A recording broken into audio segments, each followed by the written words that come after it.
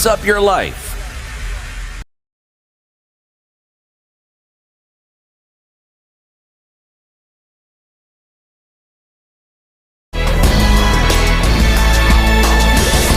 Good morning, this is the News Wire. I'm Leah Ubaka. President William Ruto has arrived Accra, Ghana to attend the inauguration ceremony of Ghana's President-elect John Dramani Mahama. Mahama visited Kenya on December and extended a special invitation to Ruto to attend the event.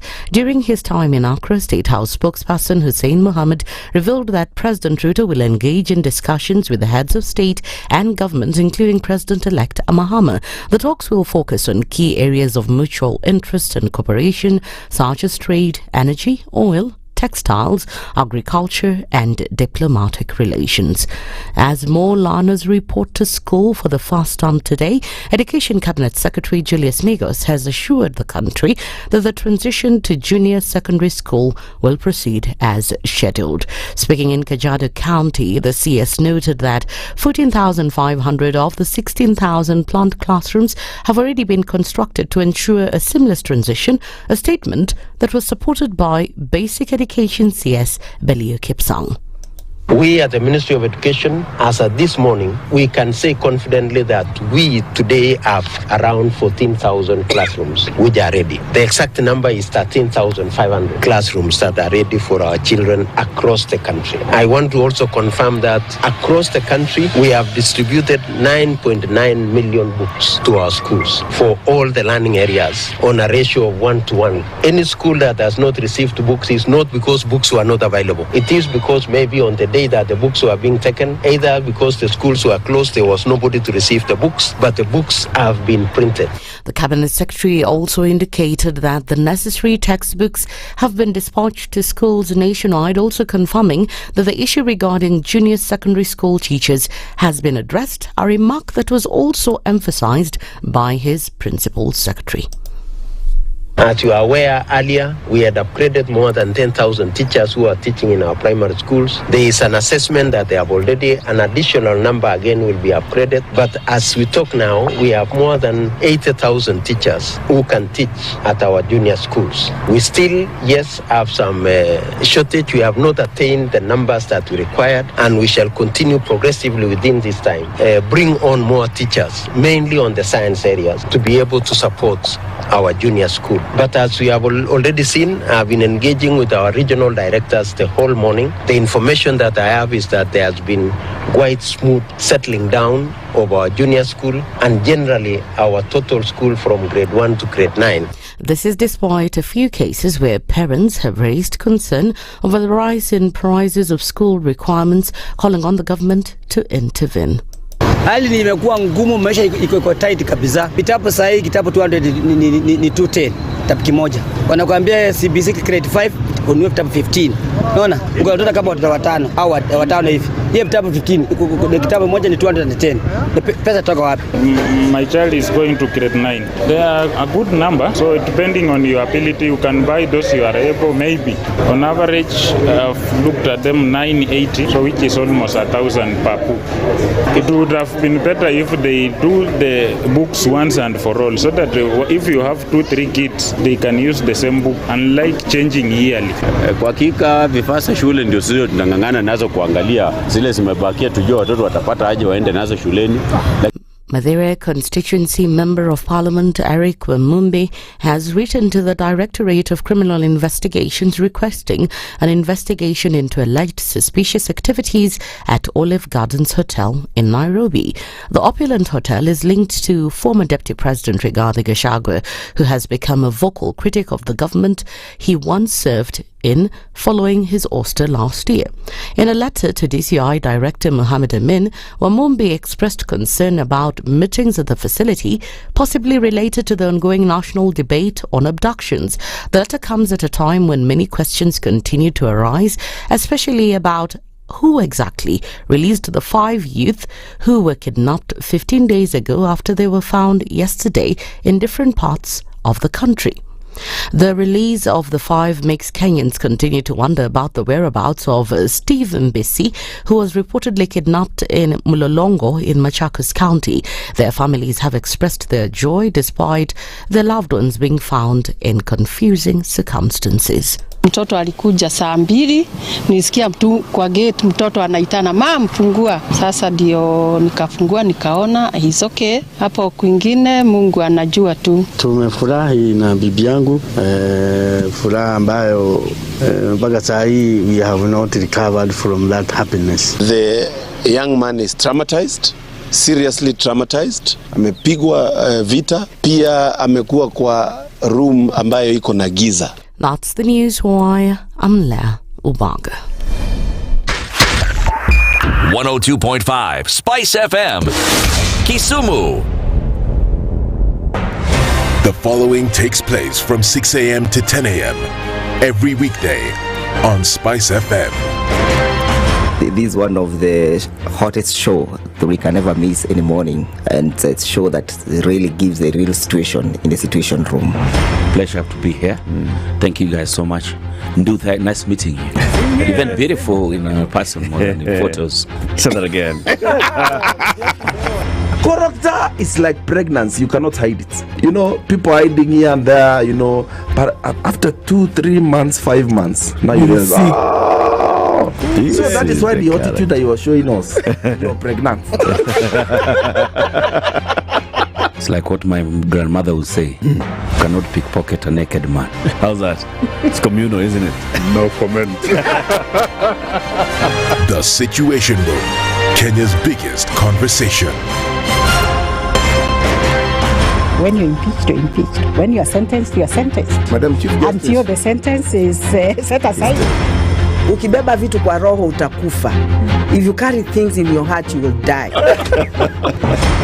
The reason for which you went to school and then gathered experience, that reason must be paid for. Oh, right. Oh, okay.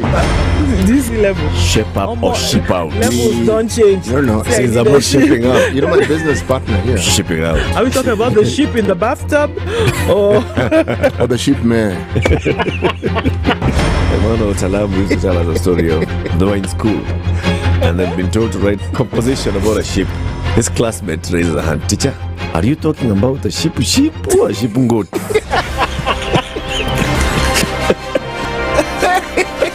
The Situation Room, Kenya's biggest conversation. One of the things that are ailing our country is negative ethnicity. You find you as a state officer, instead of thinking as a Kenyan, you think like a tribal person. Let me tell you something. The biggest problem we have had in this country is a leadership deficit. There is nothing that you are going to do in the process of change if you are not a risk taker. So you really have to pursue your vision to a logical conclusion and even be ready to step on people's toes. When it comes to the economy, you can run away with it. They say statistics are like bikinis. They reveal a lot, but they conceal the vitals. And so government people would throw statistics at you and tell you they're revealing a lot of information to you, but it's really concealing the real vitals. We need to get out of that, because when we want to grow our democracy, one basic thing that really requires to be understood by the political class, by all of us, is institutions are critical. This is the Situation Room, the only way to start your day. You tune into Kenya's biggest conversation. My name is Ramanyang. Amen. Amen. So 1 hour is over? Yeah. Oh yeah. Okay. It gets over. Can you imagine in 20 minutes? What the big boys have also done? I'm very proud of myself. When you understand about partnership in politics, it's like the way marriage is these days. When you're looking for a wife, you're like, maybe you can help me pay for fees as I pay for the rent. Why should you have a lioness living in your bedroom? I have to tell you a story. I went for a prayer meeting, which was called for the spouses of candidates for senators and governors. And when I got to the gate, the lady who was the security, she refused to. She's telling me, no. Leo tunataka wa mama. Leo ni wa mama. I'm telling her, no. She said, no, sio siku yenu. And I thought, there's a problem here, because if it was a man, but this was a lady. It will be called First Ladies until you change the name. The Situation Room, Kenya's biggest conversation.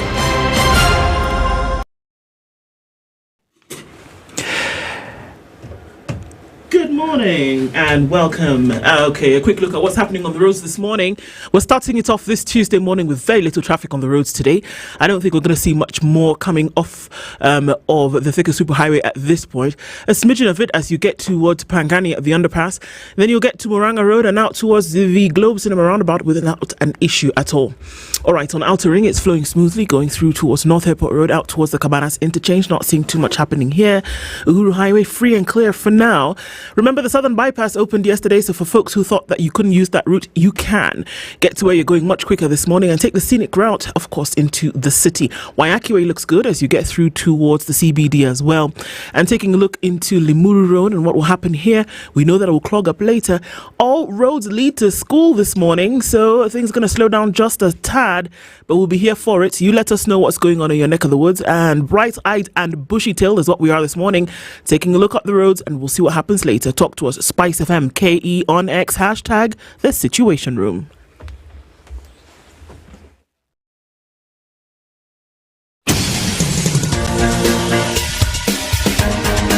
This is The Situation Room, the home of hard-hitting political commentary and penetrating insights about the state of the nation. This is a talk radio experience like no other. The Situation Room, a place for hard truths, debates, and elevated conversations. The Situation Room, witty, political, engaging, deep, controversial. In the room, we have C.T. Muga, researcher, academic, seasoned political observer, a fountain of wisdom in these politically uncertain times. Ndu Okoh, Nigerian by birth, Kenyan by choice, communications expert, Pan-Africanist, a truth seeker and believer in people power, and Eric Latif, agent provocateur, the man in the chair, seasoned journalist, news hound, a man who believes in punching up, not down.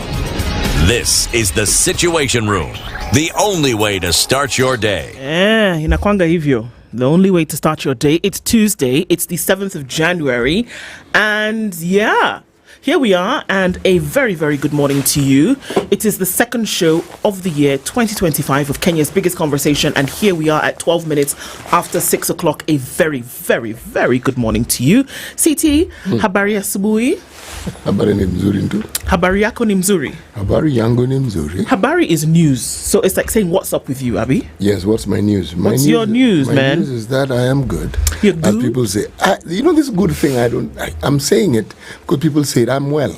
Yeah, it's actually, you're well. It's good. It's when you say you're good, you speak American. Yeah. Okay. But if you think about it, and when you answer in other languages, like I think about Hausa, Lafia, I think about Igbo, and it is Odimma. It's a state of well-being. I think en français is bien.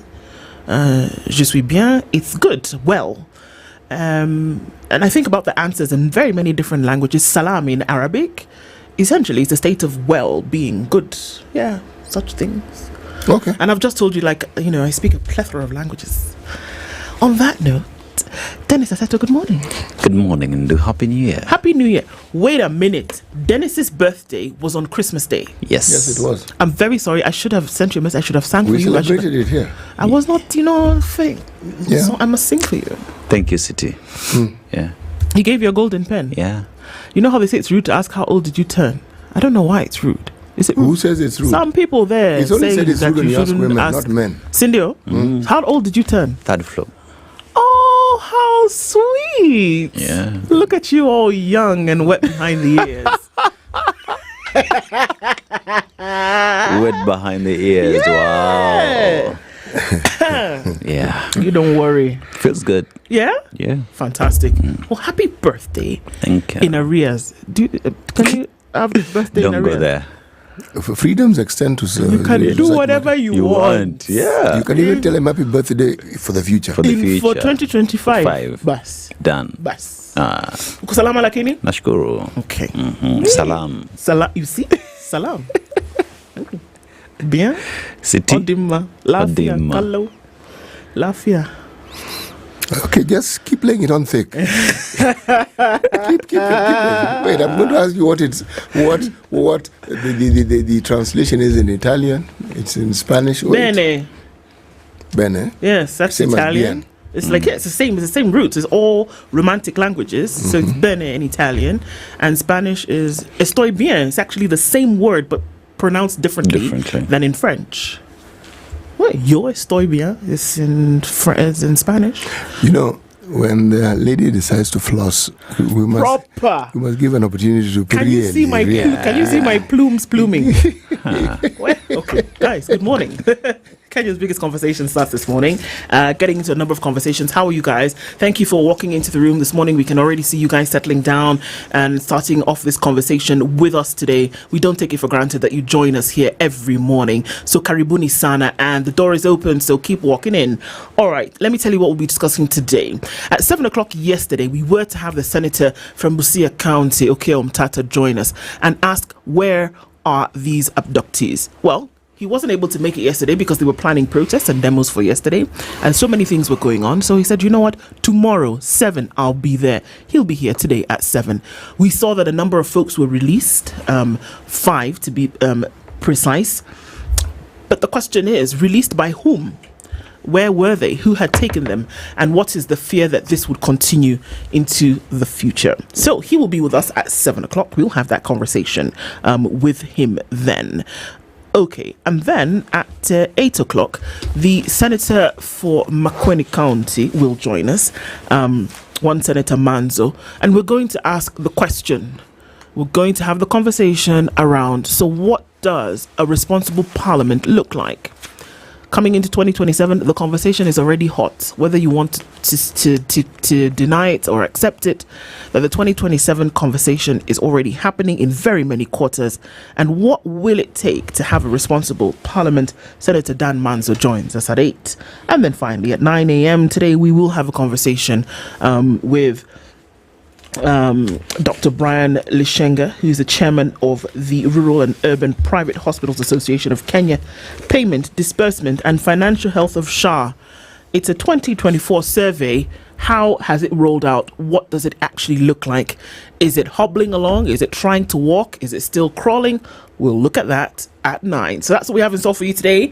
Join us in those conversations. Right now, we're going to take a quick look at what is happening with the weather, and we'll come back and continue these conversations with you and say hello to everybody who's come into the room this morning. Shall we do it? All right, it's 17 minutes after 6.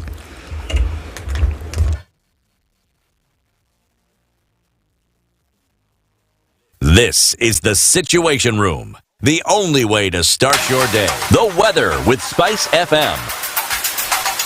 And the weather this morning in Nairobi, we have highs of 26 degrees and lows of 14 degrees. In Kakamega, highs of 31 degrees and lows of 14 degrees. At the coast, that is highs of 31 degrees and lows of 24 degrees in Mombasa. And we go to the lakeside city of Kisumu, highs of 30 degrees and lows of 20 degrees. And across the borders to Addis Ababa, Ethiopia, highs of 24 degrees and lows of 10 degrees. In Johannesburg, South Africa, highs of 23 degrees and lows of 17 degrees, and in Kinshasa, Congo, DRC, highs of 31 degrees and lows of 22 degrees. For the field now, Dongcheng in China, highs of 6 degrees and lows of -2 degrees, pretty cold in China. And in the city of love, Paris, highs of 7 degrees and lows of 4 degrees. That is the weather this morning. Good morning.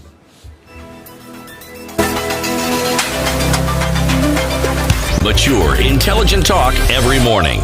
Spice up yourself.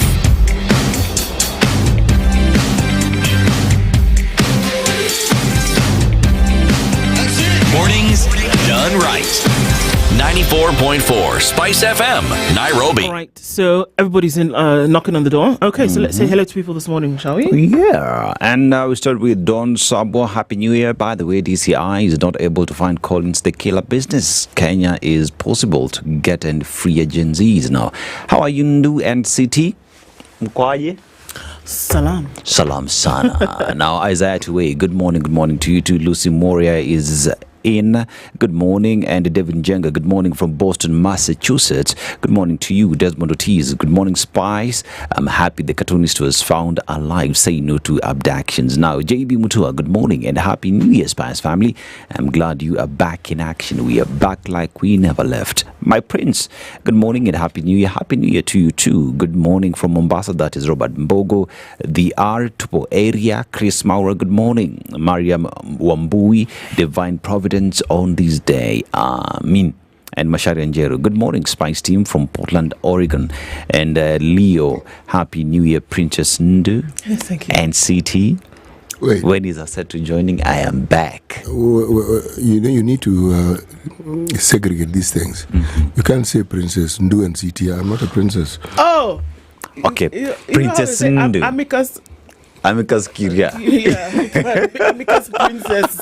A friend of the royalty. A friend of the royalty. See? City, assume your position. Salute.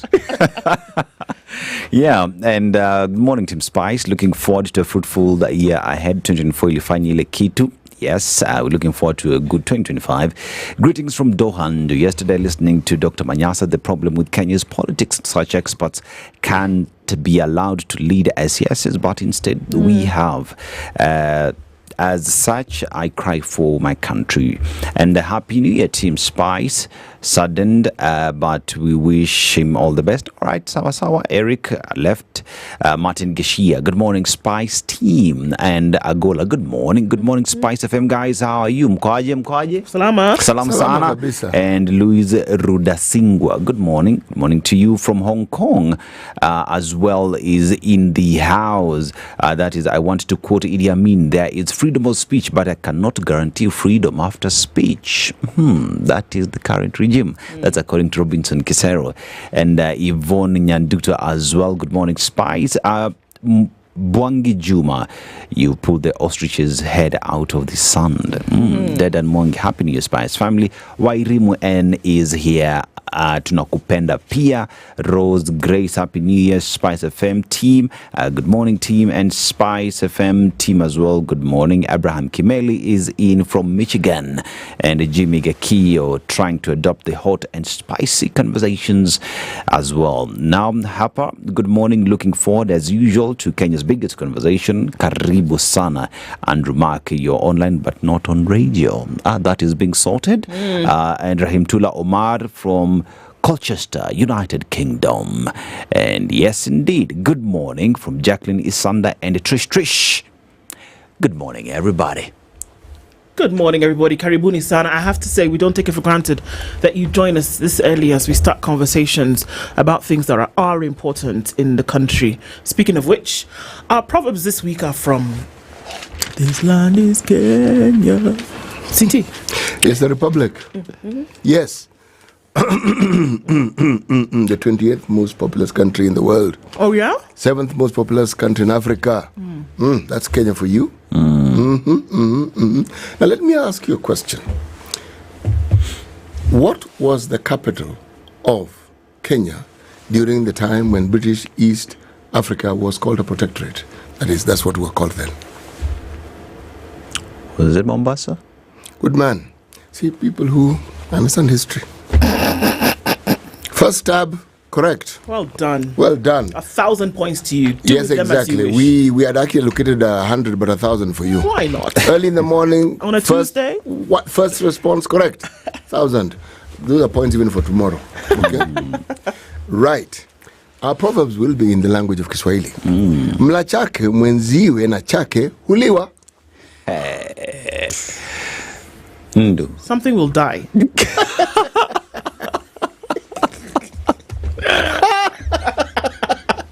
Hey, Abi? Whoa. Hey. Uliwa.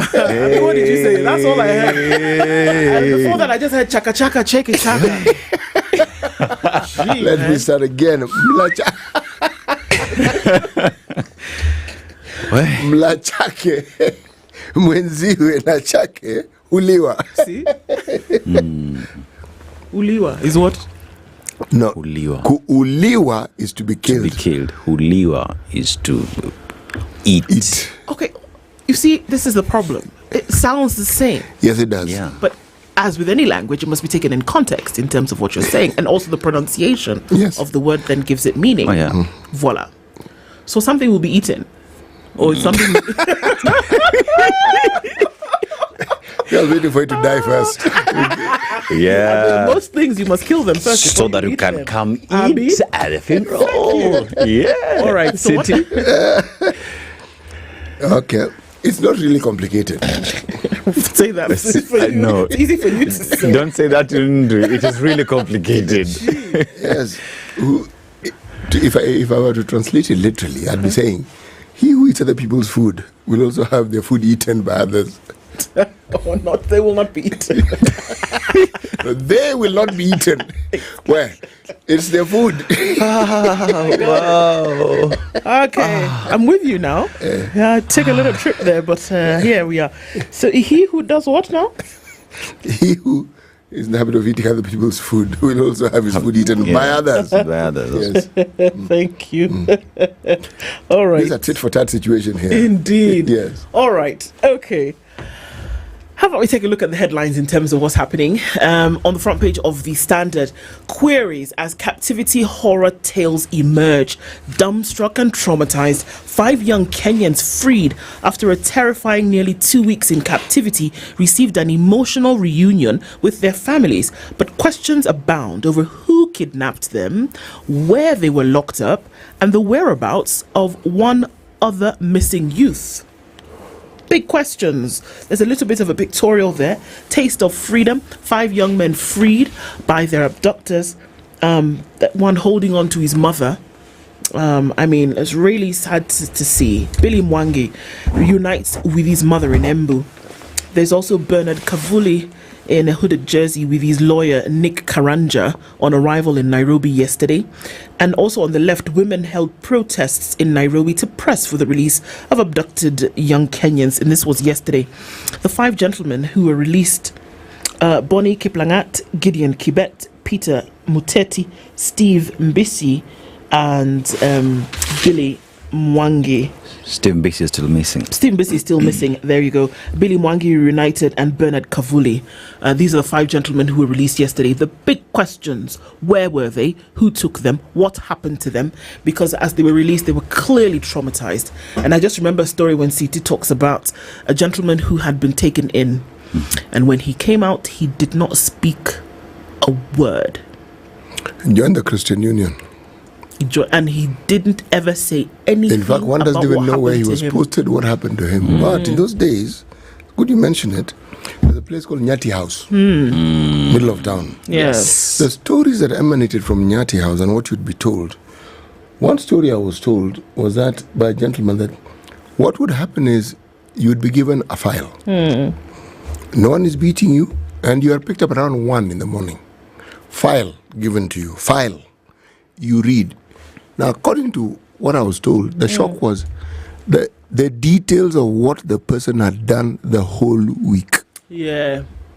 We went, the girlfriend he visited, where he spent the night. What he ate what and when. Did. That's going to do on your You come back, mental. you realize, hey, Sour. I was later to hear, even after an individual was sitting in a place, again, abducted, taken to that same place. No one beats you, nothing. File. You are in a public place and they're telling you what you're discussing the last 2 days with whom you're discussing it.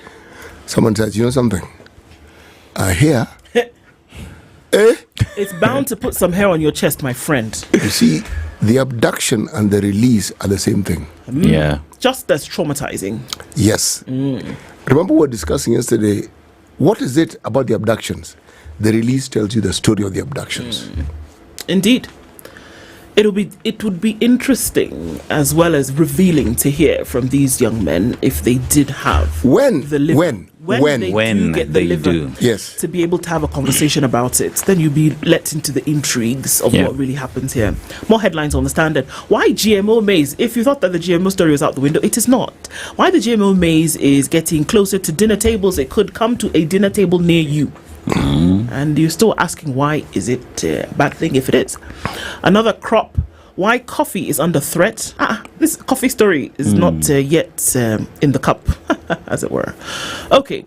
Revealed drugs lab hidden in a remote forest.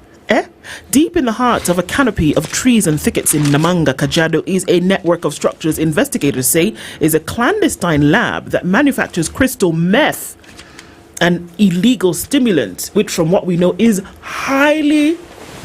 What's that word you people use? For what? Addictive. Thanks. That's what I was trying to say. So we're looking to... Highly mind-altering. I'm telling you, crazy stuff that people on crystal meth have done. Lawmakers green light for Trump, president-elect of the United States. Donald Trump is set to be sworn in on the 20th of this month.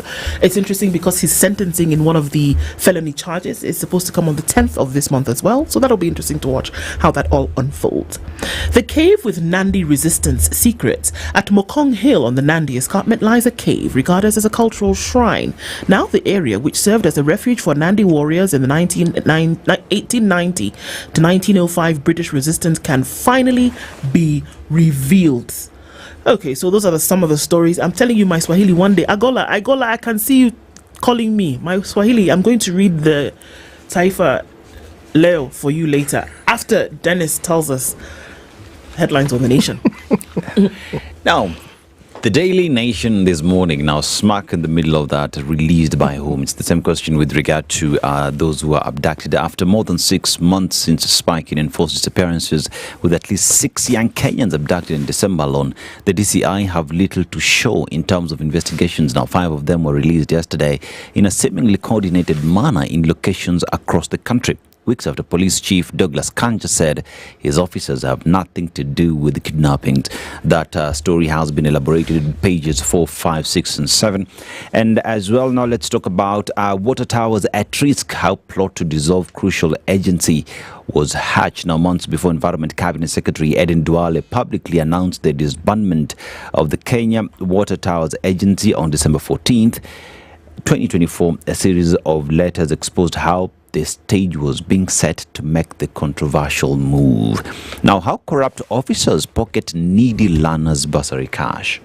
You know, children are going back to school, and looks like some might not be able to go back because bursary is out of the windows. Now, an audit report has revealed that millions of bursary cash meant for needy learners could be ending up in pockets of a few corrupt officers and MPs. Now, learners are this week reporting back to school for the first term of 2025, and many are awaiting the disbursement of their bursaries. The report by Auditor General Nancy Gathungu, released in December last year, reveals serious mismanagement of the National Government Constituency Development Fund bursary kitties.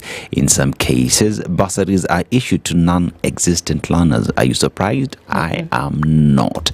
And Dubai firm sues Kenyan gold trader over 63 million shillings deal. Now, Dubai-based firm has sued a gold trading company seeking a refund of more than 63 million shillings in it paid for the precious metal, but was never delivered as agreed. Those are the stories on the top page of the Daily Nation. City. Let's look at the Business Daily, and then I will look at the Star. A respectful dialogue can bridge divides by fostering mutual understanding and respect. Well, this is the column of intelligence by Mike Eldon. This is a quotation from what he said. Renewed price pressure slows private sector deals. It is being said that the Kenya private sector, the activities grew at a slower rate in December than a month earlier, despite festive season shopping. This finds a monthly survey indicated on Monday, prompting firms to soften the pace of hiring workers. Okay, so the war of people not being employed, this goes on. Good hustler fund borrowers to graduate to bank loans. The government will assist 2 million good borrowers in the Hustler Fund to access loans from commercial banks as part of its plan to integrate the so-called hustlers into the formal financial system. Okay. Court backs dismissal of Sanlam executive.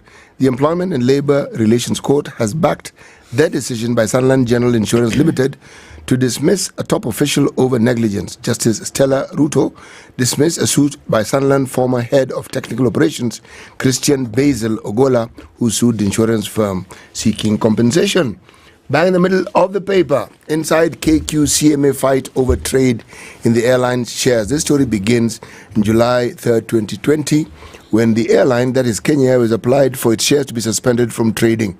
It was envisioned it would be for a period of 3 months, effective from July, that particular month that I've mentioned. However, there was this bill that was sponsored by the government. It was called the National Aviation Management Bill of 2020. It went through the first reading. The purpose of this was to pave the way for the nationalization of the airline. This story continues. Okay? Treasury eyes 24 billion debt repayment savings. Debt repayment savings? What on earth am I talking about? Well, what on earth I'm talking about is as follows. The National Treasury is eyeing savings. What savings? 24 billion. What 24 billion? In the cost of servicing its external debt this month. Why? Because compared to January 2024, thanks to a stronger shilling. What? Okay. Stronger shilling. Shilling. Yes, it reduced the cost of buying the dollar. Simple as that. When shilling is strong, we pay less. Yes. Okay? So shilling, keep being strong. Indeed. So that we can pay less. The Star, top right-hand corner in teal green. Judge, judiciary, staffers, hunt for bribes. All this is in a story. Oh, yes. Okay. It's in a story on page 2, and the story is carried in a book that was written by the High Court Judge Aseto Ongeri. Okay? There's a picture of her giving a copy of her book to Martha Koome, who's the Chief Justice, The Making of a Judge. And it's in the book that she details all these stories. The copy today of the Star is free. Yes, and there is MyGov telling you about government tenders, job opportunities, and all in the government pullout. Well done. Farmhand who beat sick woman jail for 15 years. This is a guy who decided that he wanted the woman to respect him, so he beat her. Okay. Did that work? Yeah, he did. He got a 15-year jail sentence. Okay. It did That's work. some kind of respect. Well, it's him who now is going to acquire a lot of respect. Indeed. The government gave him a scholarship. How AUC poll outcome will shape 27 vote. The outcome of next month's continental elections, where Kenya opposition leader Raila Odinga is running for chairmanship, could shape the country's 2027 polls. This is a wait-and-see situation, so we will wait, and then when we wait, we will do what? We will see. Thank you so much. Simple pastime. How homemade toy blossomed into big business, right? Big business. What started as simple pastime to make his son a wooden toy car has now shaped Julius Musyoki into an accomplished designer and sculptor. This is a story on page 11 of the Star. Okay. Bang in the middle of the paper. Plotting ratchets up. Former DP out to acquire party in poll battle as president plans new coalition. Gachagua 2027 poll battle plan. A vengeful Gachagua Rigathi. Right. City, you can say whatever you want. Former deputy, forgive me, let me start again. A vengeful Rigathi is reaching out to other groupings. Okay? It's Rigathi Gachagua, not Gachagua Rigathi. Okay? Sawa? Sawa. Yes, and then there's a picture of parents shopping for books and in bookshops. This is a yearly ritual at the beginning of the year. Right. Okay. Nani aliwateka? That is on the front page of the Taifa Leo today. Let's see if we can go through this. Huku wane kati ya vijana 6 walioripotiwa kutoweka baada ya kutekwa Nyaramwezi jana wakiachiliwa huru. Swali kuu linasalia, ni nani aliwatenda ukatili huo? Hiyo ndio swali. Wakati seneti kupinga mfumo wa ngavi wataka seneti Kati na wataka seneti kupinga mfumo wa ugavi mapato. Well, I'm very sorry for butchering this language. One day will be one day. Mfumo mpya wa ugavi wa mapato kwa kaunti uliopendekezwa wa CRA unakabiliwa ya upinzani kutoka kwa magavana huku ukisubiri kuidhinishwa na seneti. I've even been told to leave Swahili alone. So that's how you get better. Yes. Sindio? Kabisa. So those who are telling me to leave it alone, they should also leave me alone. Dennis, you could look at the People Daily, could you? Really quickly, let's look at the People Daily. The People Daily. Yes. Now, the People Daily. How Ruto's state mutes his critics, that is in relation to the abductions, and Papa appoints first woman to head Vatican department. Read that again. This one is important. The Pope appoints first woman to head Vatican department. Okay. Yes, the pontificate is doing that thing, and the government get its humble pie on grade 9 preparations. And smack in the middle, that is the photos of those who are abducted and have been released. That is the People Daily this morning. It's interesting about that story because who would ever imagine that the Pope and his office would practice misogyny? But okay. Did I say that out loud? Let's take a quick look at what's happening with traffic on the roads this morning, shall we? And then we'll come back and look at some of these stories in greater detail. It's 20 minutes to 7.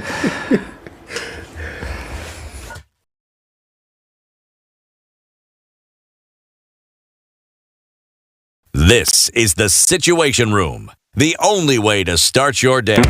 Are you a young person looking to unlock your potential? Are you ready to take the future in your hands? If so, then listen up. KCB to Jejiri is the plan. It's designed to empower young people like you, develop skills and knowledge you need to succeed in life. KCB to Jejiri combines vocational skills training, business development training, access to finance and business mentorship, preparing youth for jobs, entrepreneurship and wealth creation. Don't be left out. Visit kcbgroup.com/foundation to learn more.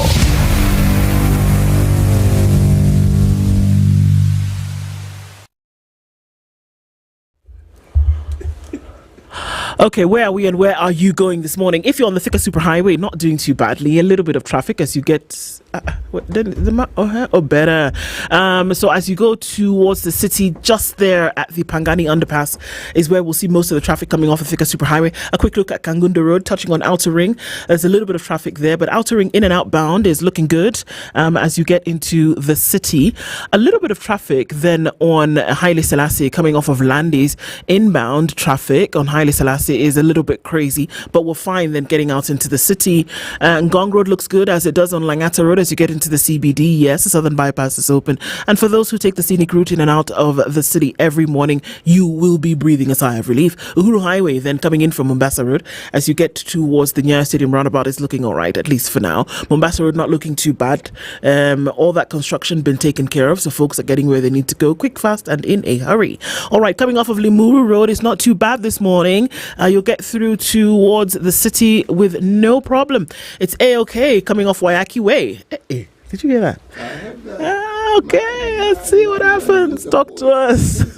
This morning. I'm telling you.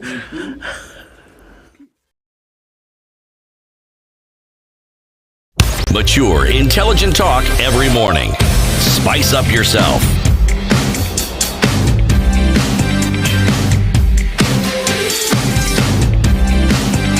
Mornings done right. 94.4 Spice. All right, let's look at some of these stories in details. One of the big questions is for the folks who've been let go yesterday, 5 of them let go, 1 of them still missing, not sure of his whereabouts. The question remains that they were dumped in different places around the country. Luanda, they were in Nairobi, 1 taken. Who knows where they were, but it was made very clear that they were then dumped in different places and not knowing where to go. After more than 6 months since a spike in enforced disappearances, with at least 6 young Kenyans abducted in December alone, the DCI have little to show in terms of investigation. 5 of them were released yesterday in a seemingly coordinated manner in locations across the country, weeks after Police Chief Douglas Kanja said his officers have nothing to do with the kidnappings? Questions linger on the squads operating with impunity and precision, but the question is, who are they? We must say their names, mustn't we? Peter Muteti, date of abduction December 21st, 2024, abducted in Uthiru in Kiambu County, found in Nairobi. Billy Munyiri Mwangi, date of abduction 22nd of December 2024, abducted in Embu. In Embu town, found in an undisclosed location in Embu. Ronnie Kiplagat, date of abduction 21st December 2024, abducted in Kikuyu in Kiambu County, found in Machakos County. Bernard Kavuli, date of abduction 22nd of December in Ngong Town in Kajiado County, found in Kitale in Trans Nzoia County. Gideon Kibet, date of abduction December 25th, 2025, abducted in Nairobi, found in Luanda in Vihiga County. Still missing, Steve Mbisi, abducted on the 17th of December in Mlolongo in Machakos County and has still yet to be found. The intrigues around these are questioning. Many from the legal fraternity have said many things and said, you know what? If they've done something, charge them to court and let the judicial process take over. 4 families yesterday had reasons to smile after reuniting with their loved ones who had been abducted and kept it at undisclosed locations for half a month. The 4, cartoonist Gideon Kibet, alias Kibet Bull, his brother Ronnie Kiplagat, Billy Mwangi, a college student, Bernard Kavuli, a content creator, and Peter Muteti contacted their families after their hitherto unknown captors dropped them off at different locations in Luanda, Machakos, Kiambu, and Trans Nzoia. Kibet, who was abducted from Nairobi city centre, was found in Luanda, 383 kilometers away. Mr. Mwangi, who was abducted in Embu, walked home to him in Embu, right? Kiplagat, captured in Kikuyu, was freed in Machakos. Kavuli, who was roughed up and driven away in Ngong, was later found in Kitale, while Mr. Muteti, who went missing in Uthiru, was dumped or dropped by his abductors in the Nairobi city centre. The puzzle is, who took them and where did they go? Their release under unclear circumstances leaves Steve Musisi unaccounted for. Mbisi, I beg your pardon, unaccounted for. In total, the whereabouts of at least 25 victims of suspected abduction and enforced disappearances who've been missing since June 2024 at the height of youth-led anti-government protests remain unknown. We still don't know where these young men and women are, or men and women, we don't even know if they're all young.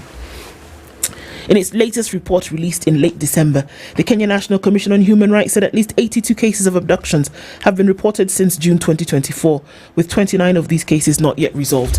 My issue is this. There's several.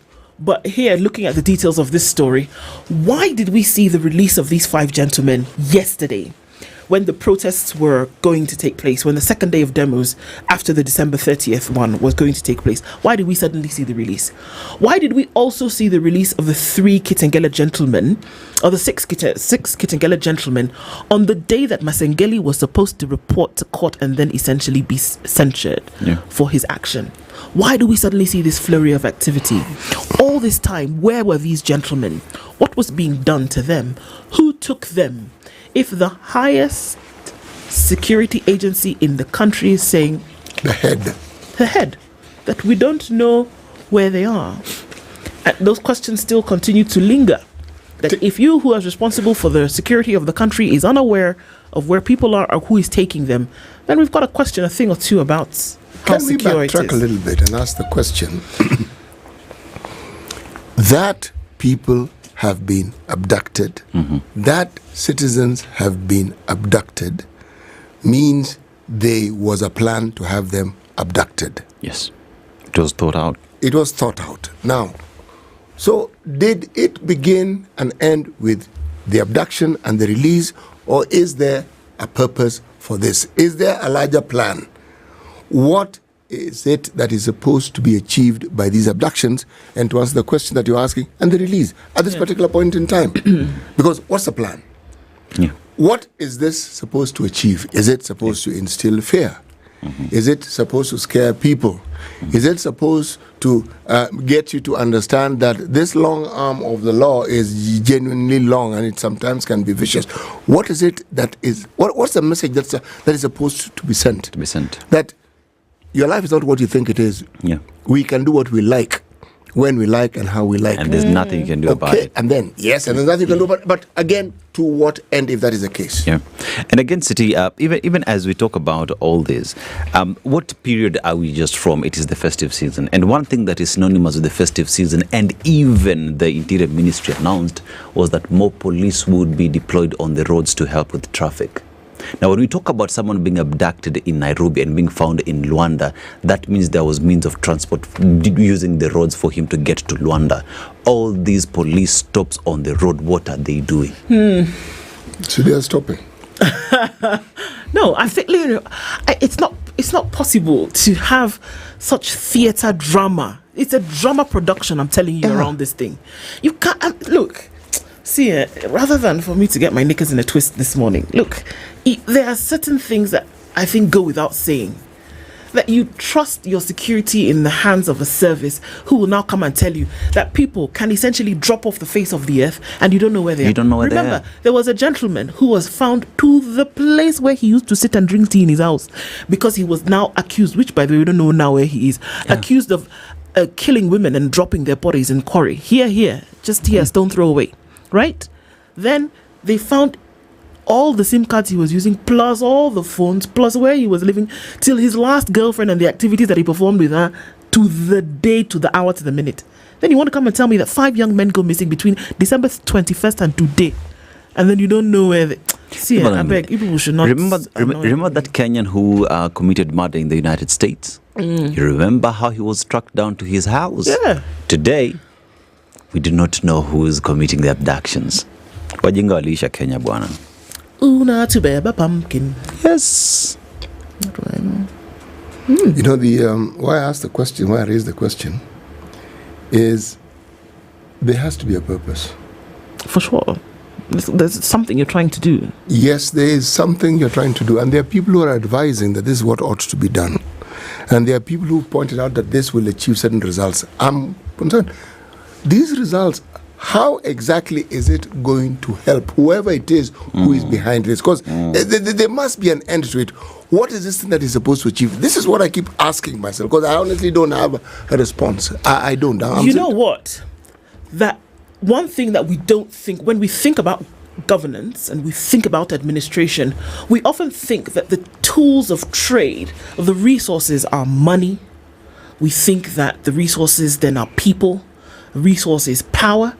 We don't often remember that one of the most used resources by people around the world is fear. To instill fear in someone, I can control you. I can then put fear. I essentially instill the fear of God or the devil in you, right? And that will stop you from saying, thinking, acting in a way contrary to what I would want you to do. Let's not run away from the reality of how fear is actually used and perpetrated, or rather, and used to perpetrate certain things. For control, CT, you're asking that what's the purpose? To control. It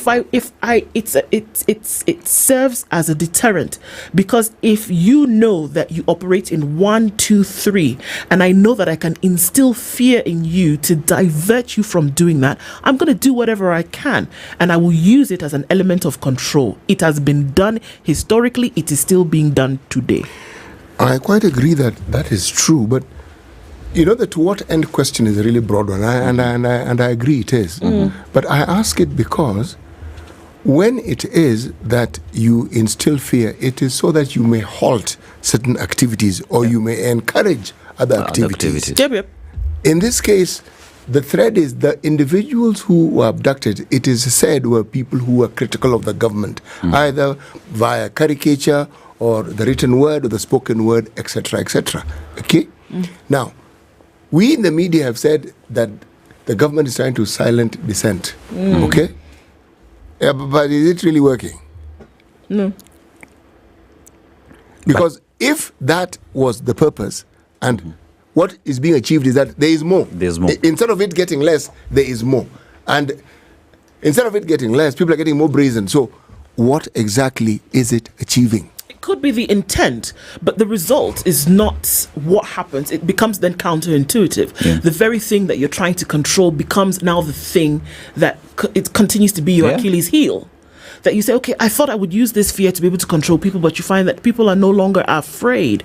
But your intent was to control. You've not seen a situation where people have been so brazen and say, you know what, you will kill us. You have to kill us for us to keep quiet. Yeah. And that's where Kenya is at the moment. You know, the manipulatory powers of fear are known because it rattles your rational thinking process. Completely. And so you prioritize safety over anything else. Again, we can't possibly answer the question now, but even as we look into these things and discuss it further and bring others to sort of like chime in, because it is the question, if the government has a say in this matter, and we're saying if, because everybody is saying they don't know. The president said, ask the IG. IG said, ask, I don't know. So we are all in the I don't know space. But when we do get to know, the question will still have to be asked. Why? Yes, and what is it achieving? Because in all honesty, if the word dissent that we in the media have spoken of is the purpose and the direction and the goal, unfortunately, it isn't being achieved. No, it isn't. It is not. Yes. It is not. So perhaps those who plan need to go back to the drawing board and figure out that, and maybe consider that more flies are caught with honey than with vinegar. And I think even when we talk about them going back to the drawing board, Ndu, you raised the question of look at how these releases were done during Masengeli's time when he was just to appear in court.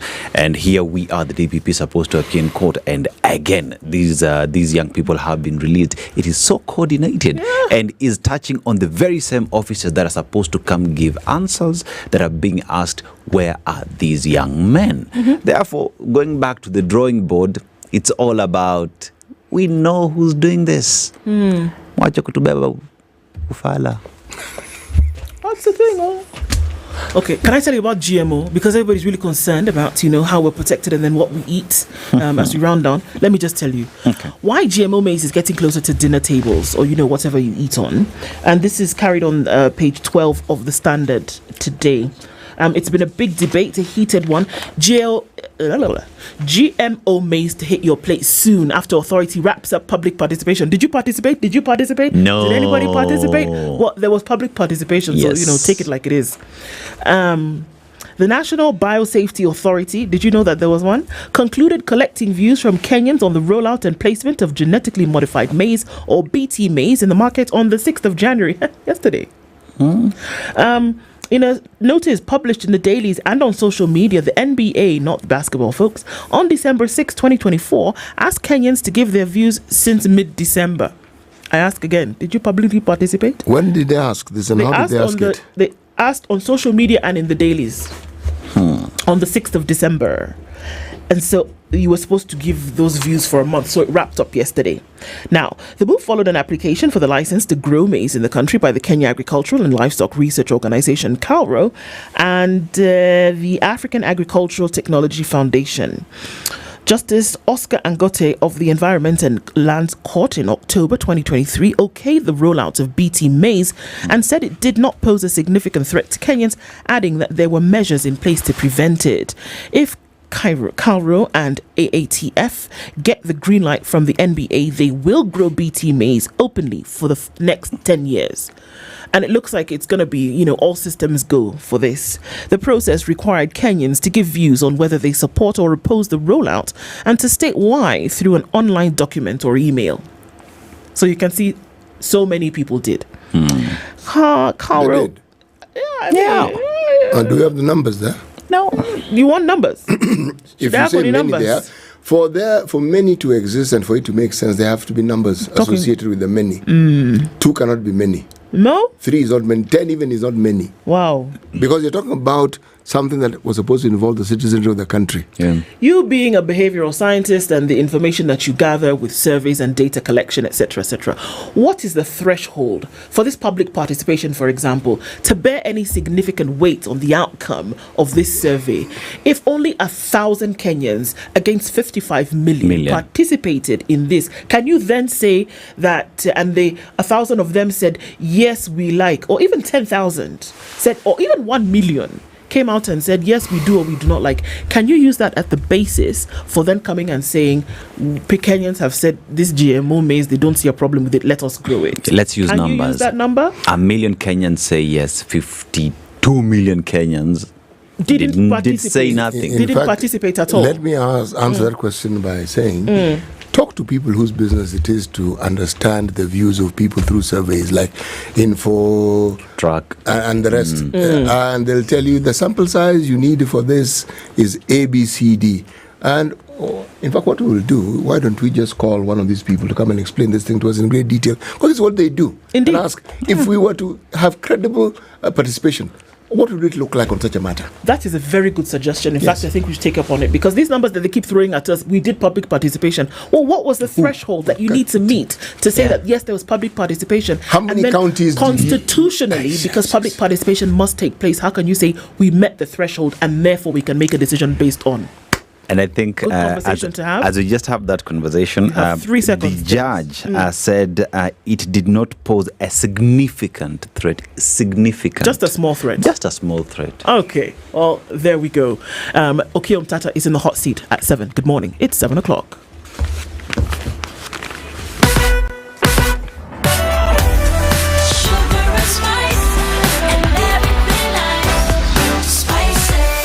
Spice up your life.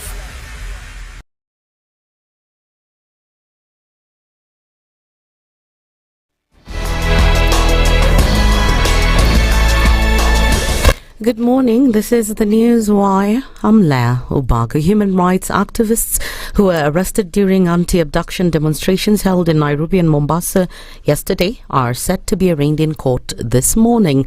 The protests aimed at demanding the immediate release of all abductees, so activists vowing to escalate their action in the coming weeks as security was heightened across major urban centres. In Nairobi's Central Business District, prominent human rights activist Julius Kamau was among those arrested. We must liberate our nation. Our people are being killed. It's so sad that parents are having to educate their children only to have anything to bury them. It's so sad. It's a sad moment for Kenya. Sad moment for Africa. I'm ready to die for Africa. Africa must be free. Africa, we must unite. Africa, we must unite. Kusema kweli, kama mtoto hajafunzwa na mzazi, hufunzwa na ulimwengu. Lakini hajamaanisha kwamba mtoto yule ashikwe ama atakayemshika ni nani basi. In Kilifi County, dozens of demonstrators gathered in Mtwapa decrying the growing number of abduction cases. Protesters have called for an immediate end to the wave of abductions, which has sparked widespread fear and outrage across the country. Green bonders who are collected on Saturday, we want them to tell us whether they abducted themselves and kidnapped themselves, and then they killed themselves and took themselves to the mortuaries. Wale wote walioshikwa na kupotezwa warudishwe wote, ndio maandamano itasitishwa. Lakini tunavyozungumza, maandamano itaendelea kila Monday. Kama serikali ingetaka watu wasifanye hizo vituko wanafanya kwa mitandao, wangewapa kazi wakuwe busy. This event comes as 5 youth, among them digital cartoonist Kibet Bull, Billy Mwangi, Peter Muteti, Bernard Kavuli and Roni Kiplangat were released, with Steve Mbisi's whereabouts remaining unknown. Meanwhile, cartoonist Kibet Bull has thanked Kenyans for pushing for his release. Bull says he was released in Luanda in the wee hours of Monday morning, adding that he was only fatigued but had no injuries on his body. Niliweza kudropiwa at first, sikuwa nikijua ni wapi, so kidogo nikaenda mbele nikapata ni Luanda. Hapo Luanda nikatafuta mahali pa kukaa for safety mpaka ifika asubuhi ili nisafiri nyumbani. Sina majeraha yoyote kwa mwili, maybe uchovu tu. Kwanza nataka nishukuru kila mtu wa Twitter mwenye alipush hashtag or anything. I will fanya to anything to make sure all the abducted guys walitolewa. Asante sana. Nawashukuru Kenyans. He further called on the government to allow freedom of expression, further stating that he'll narrate his ordeal after 15 days of abduction when he's in the right state of mind. Roni tumeongea na yeye ako Nairobi na ako salama sana. Wako na marafiki.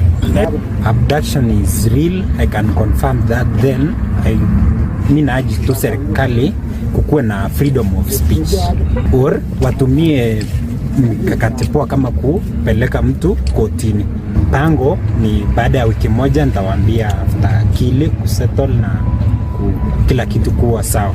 As more learners report to school for first term today, Education Cabinet Secretary Julius Migos has assured the country that the transition to junior secondary school will proceed as scheduled.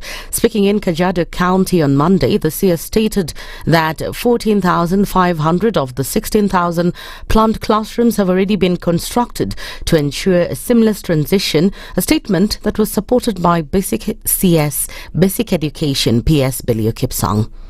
We at the Ministry of Education, as of this morning, we can say confidently that we today have around 14,000 classrooms which are ready. The exact number is 13,500 classrooms that are ready for our children across the country. I want to also confirm that across the country, we have distributed 9.9 million books to our schools for all the learning areas on a ratio of 1:1. Any school that has not received books is not because books were not available. It is because maybe on the day that the books were being taken, either because the schools were closed, there was nobody to receive the books, but the books have been printed.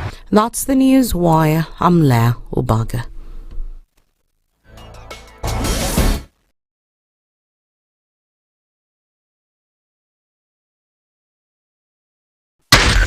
SpiceFM, Nakuru. When you're impeached, you're impeached. When you're sentenced, you're sentenced. Madam Chief Justice. Until the sentence is set aside. Ukibeba vitu kwa roho utakufa. If you carry things in your heart, you will die. The reason for which you went to school and then gathered experience, that reason must be paid for. All right. Okay. This level. Shape up or ship out. Levels don't change. No. Since I'm not shipping up. You're my business partner here. Shipping out. Are we talking about the ship in the bathtub? Or the ship man? Emmanuel Talabu used to tell us a story of they were in school and they'd been told to write composition about a ship. His classmate raises a hand. Teacher, are you talking about a ship or a ship goat?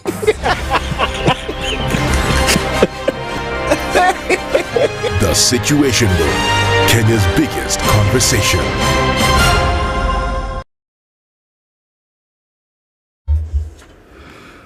all right, a few minutes after 7 o'clock, and traffic is starting to build up in certain areas. Let's look at Landis as you get towards Haile Selassie. In and outbound traffic on Haile Selassie is pretty busy this morning. Also coming off of Outer Ring, Kankunda Road is busy.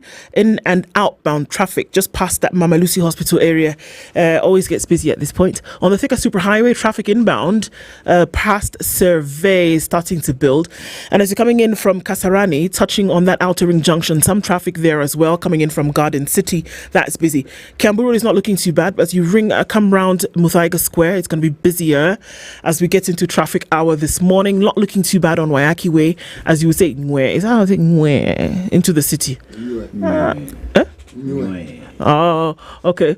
So that's how it continues like that. Also looking at traffic as you're coming off of Ngong Road, a little bit of traffic. Traffic also on Langata Road, moving not a problem. The Southern Bypass will take you into the city quicker or onto other places so you don't have to pass through the city. Let's keep an eye on how this all develops. Coming into traffic hour soon, SpiceFM KE on X, hashtag The Situation Room. Mature, intelligent talk every morning. Spice up yourself.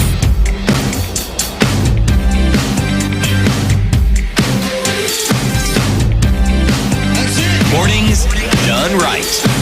94.4 Spice FM, Nairobi. An hour of Kenya's biggest conversation on this 7th of January 2025. Karibuni sana, audiences across different platforms. Live streams are up, reminding you YouTube and Facebook live. And karibu sana to our audiences on KT and Home this morning. All right. as we get into a conversation this hour. We were meant to have him yesterday, but we'll have him this morning. The senator from Busia County, Okoh Tata. Good morning. Good morning.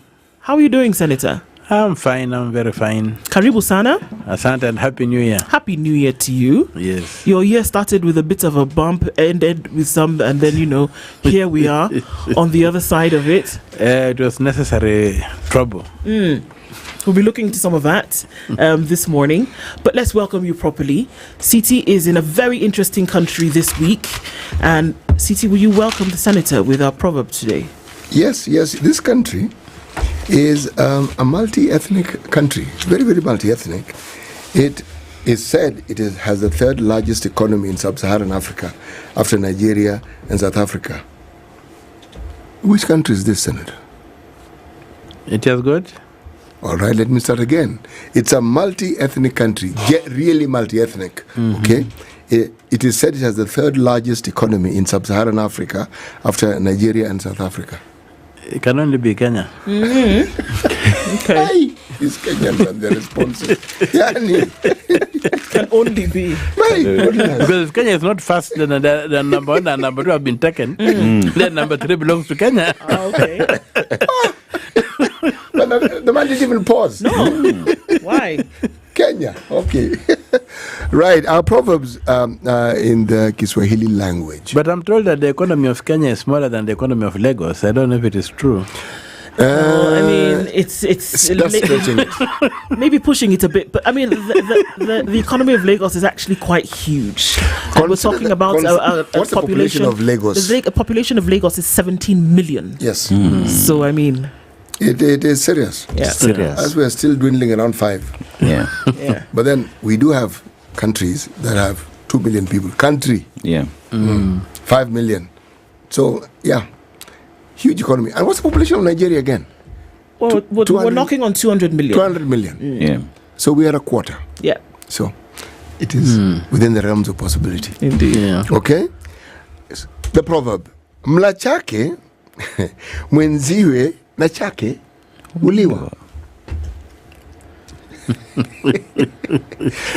The senator has found this. Quite amusing. Yes, he has. Yeah, we have got these fellows, they call you a hanger, whoever they were. Yes. They seem to have, and wherever they came from. they seem to have been doing a lot of things, some of which we are beginning to disagree with. Yes. Like when they say, aliyeju mngoje chini. Yes, siku hizi hawashuki. Yes. Unamparaga juu mteremusha. Akishapanda hashuki. Hashuki. Wahenga mambo ni magumu. The Wahenga were useful, but now.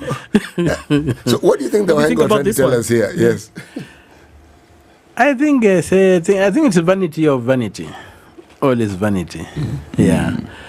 So you cannot. I think the world is for sharing. It's not a world for trying to keep on everything and thinking like you are invincible or whatever. Your turn will come. Yeah, you'll be eaten by maggots.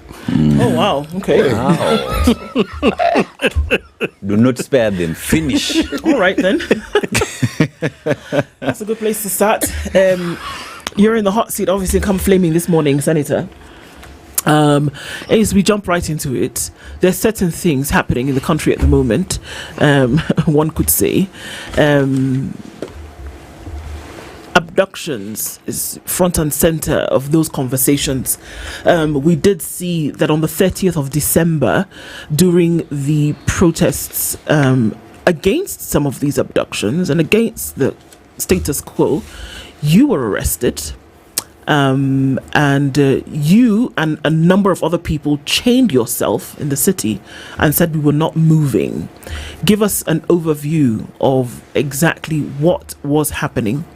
As we then get to the place of January 6th, yesterday, when 5 of the 6 most current abductees were released in different places around the country. The questions still linger in terms of who took them, when the president clearly said it wasn't me. The head of police says, we don't know. The IG rather says, we don't know.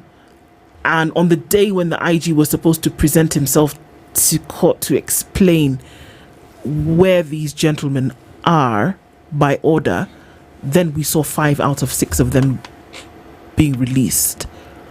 What is happening? I think somebody is trying to dismantle this country the way we know it, because the name of this country is the Republic of Kenya, and the word republic for me means that the country is a polity governed by law. And the word republic for me is not a light word. And this takes me back to the words of Benjamin Franklin when they had just given themselves the American Constitution, when he was asked, "What have you given us? Is it a monarchy or a republic?" And Benjamin Franklin answered, "A republic if you can keep it." So a republic is a going concern. A republic is a continuous challenge. So what is going on is that somebody is trying to dismantle the republic. Somebody does not like a republic. Somebody would like to establish a fiefdom or a kingdom or something else, but a republic. That's why we are saying that all the republican principles and institutions are being dismantled. Public office is no longer for service, but for theft. In a republic, public office is for service. If you want to get rich, you go into enterprise. You don't go into politics, you don't go into the civil service. Yet here what is happening. So the abductions and whatever are an attempt to operate outside the law, to intimidate people, to create fear, especially among the youngsters who are coming out forcefully to demand good governance, and are doing so in a very, very eloquent way, using tools of exposition that some of us never thought existed. And so those in power who have a history, when you look at the footsteps leading to where they are footsteps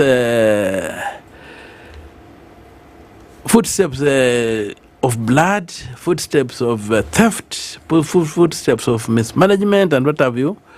That's what has made them. So when people call for good governance, those people become an existential threat to this order. And so as you see, they are regrouping, as they are trying to do everything possible to make sure that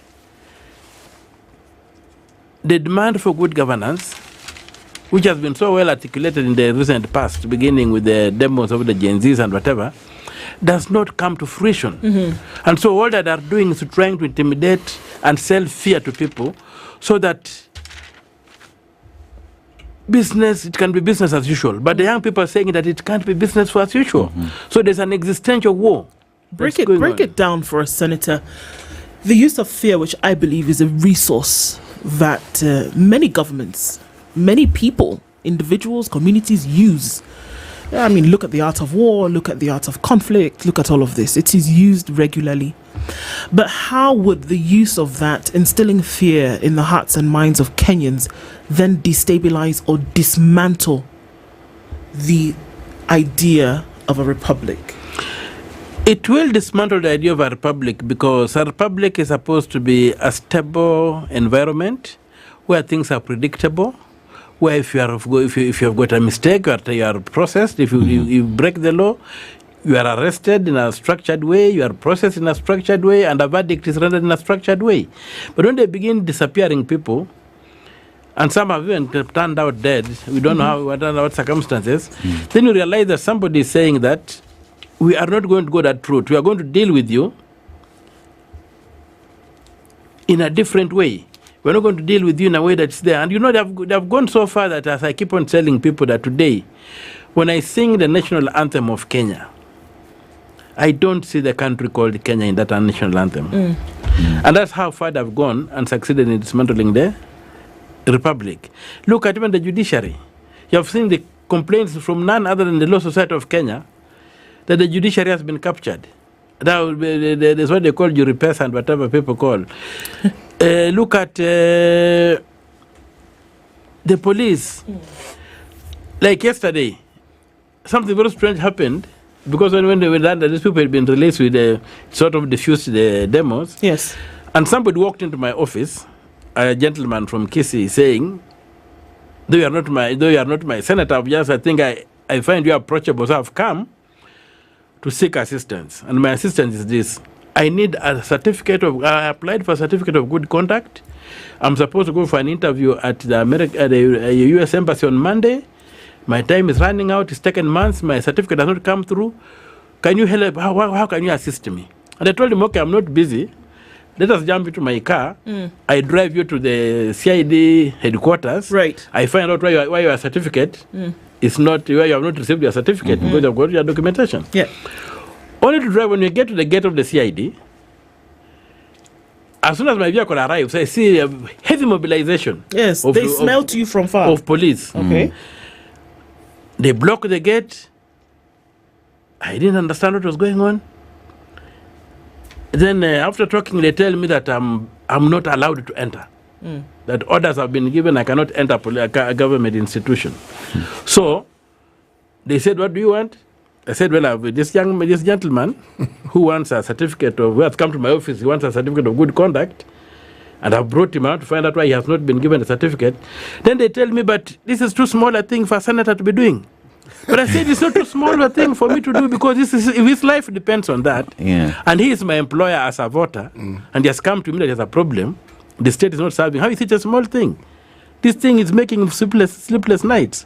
So they said, okay, let us go with him. So they go in with him, they attend to him, then he comes back and we go, but I'm not allowed to enter the DCI. So when you get this kind of things happening, then you see that the country is being dismantled. Why shouldn't a member of the public, and more so a senator, be able to access a government facility? A public institution. Public institution, why? If that can be done to a senator, what is done to ordinary people? Look at that concept. I mean, Senator, as we talk about the abductions that happened and even what happened at the DCI yesterday, it is as though the state itself is afraid of Kenyans speaking of the ills that are happening. And why would that be so? No, I think there used to be an advert by Kenya Power at one time called Mulika Mwizi. Yeah. So hiyo mulika mwizi wa Kenya wameanza kumulika wezi. Na wezi wamesema kwamba tutapigana. And I've always been giving an analogy in this country saying that when I look at this country, it looks like one big prison whereby periodically, every 5 years, the prisoners are given a chance to choose who among the wardens becomes the chief warden. So when you look at all the manifestos that come out, there are manifestos that try to improve life within the prison, allow you more time in the sunshine, fumigate vermins and what have you, allow you more rations. But none of the manifestos says we shall break down the prison. Now, what you see happening with the Gen Z and whatever, it's a jailbreak. There's a jailbreak. People want to break down this prison. And you can see that the wardens have said, okay, forget about who is the chief warden. Let us regroup and make sure that the prison remains intact. Because if the prisoners go, we have no business. So that's the existential fight that is going on. And that's why you hear when young people come up, they are not associated with any tribe. If you like, if we were to use an example of the president's tribe, just for example, when you look at the president's tribe right now, the Kalenjin, Kibet Bull is a Kalenjin. The most of the young boys are doing a lot of very beautiful cartoons come from that background. You see, so they are no longer captive to that thing. They find that the idea of being contained within a tribe and being denied to be Kenyans is suffocating. The tribe can no longer deliver for them. It's the nation and maybe even the continent is what they need. Not even Kenya might even be small for them. So these people cannot be contained in those containers of the past. So the canons of the past have to fall silent and allow the emerging canons to take over. So that's the war we are having. And it's a war that the old order cannot win. Try as they may, they cannot dismantle the demand for good governance. Is the call still as strong? Because here we are and we're saying that it's easy. Look, I mean, look at what are we talking about here? Look at the distraught nature of these 5 gentlemen who were released yesterday. Look at the fear in a father's eyes when they went to court asking for the release of Billy Mwangi, for example. Look at the mother holding on to her son yesterday when he was finally released. And for a lot of people, those parents, their loved ones would say, I'd rather you keep quiet than for us to get into a situation where I might fear to lose you again. Is it still a struggle? Yes, it is. You contrast that with the relation on the street. They charge the street. You saw the mothers came out and said yesterday, you men, stay off. If you want to help us, buy us a gunia or something, but just keep off. Let us deal with the state. Let us make our demand in the state hard. So when you go on the Kenyan street, there's a lot of celebration. When you see people like myself coming back to the Kenyan street, having realized that the institution of parliament is virtually stale, is captured, and the only thing that's working is the street. And you see that the pressure on the street bears results. You saw the Finance Act, the Finance Bill, the street quashed it when parliament failed. You think these abductions, the street is quashing it. So when you look at the Kenyan street, people are upbeat. And yesterday, if you saw the tweet Kibet Bull released, that he was dropped somewhere in Luanda, he didn't know where to go, so he went from Disco Matanga until morning. Look at that. And Kibet Bull gave me a call. Because he was abducted when he had left my office. So he gave me a call saying, after your driver dropped me at the archives, I got into the metro bus. I went up to Kikuyu, but just before I go to Kikuyu, it's like the vehicle was stopped, and a lady entered the bus and sat on a chair opposite where I was sitting, and she was taking selfies with my picture and posting. So when I alight in Kikuyu, I'm grabbed by this man who then blindfolded me and put me on a long drive. But when talking to him, I felt that he had no fear. I felt that this guy has not been crushed. If anything, he has been emboldened. And what is happening is that the parents, of course, there's that trauma at a personal level and what have you. But as a group, as a movement, I'm seeing it, that the people are getting more energized. And the old order would better just pack and accept for a transition that is peaceful, a transition that will not lead to a lot of mayhem, because I would dread anybody trying to rig the next elections. Yeah, it can be a big disaster on those people. Now, Senator, if you look at the papers today, we talk about released from captivity, released, but by who? The president says, ask the IG. IG says, I don't know.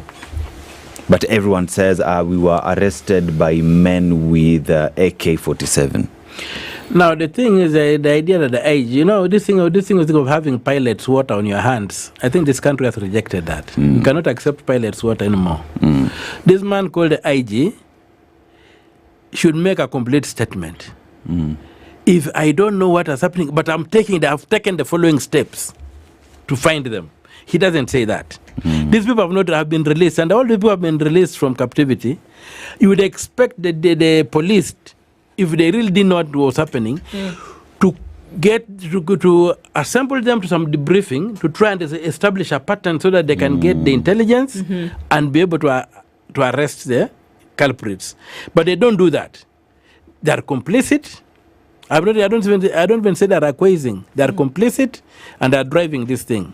So just to say that I don't know is not enough. If he doesn't know, find out. No, pack and go. An IG is not supposed not to know what criminals are doing. You pack and go. If something of this magnitude can happen under your watch, you pack and go. The DCI, you pack and go. NIS, you pack and go.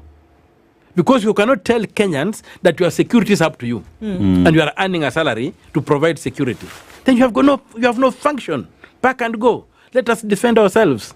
So essentially what you're saying is that there is a display of incompetence here. It's a display of incompetence that they are going to pay for. We are going to prosecute them. It's not ending there.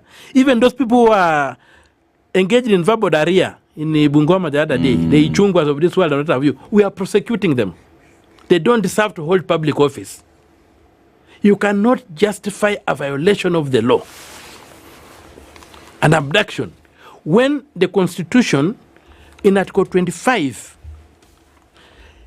makes it the right to habeas corpus, the right to be produced in court when arrested, as an irreducible, a right that cannot be reduced. Even during a state of emergency, you can't. So somebody cannot go and stand on a public podium and begin saying that they can justify that. So those people, we are going after them, we are prosecuting them. And as I speak, we have got a case against the IG, the other guy, the DCI, and NIS. We want to give, they are coming to court tomorrow. We were supposed to produce these bodies, and tomorrow is the deadline. After which we had told them we are going to have now the mother of all demos was to happen on Thursday. Now that has been put on the shelves. But the individuals who have been running around, those Kasudis and all these idiots who keep on running around, and I use the word idiot deliberately, because you have to be somebody who has lost it to justify an atrocity that undermines the law, which law allows you to hold the office you are holding. You know, the year 2001, September 11th, something very drastic happened in the US. We call it 9/11. And it marked a very, very fundamental change in the way Americans look at the foreign policy, the domestic policy, and how it influenced the way they understood immigration, and how it is they even responded by creating something called the Patriots Act.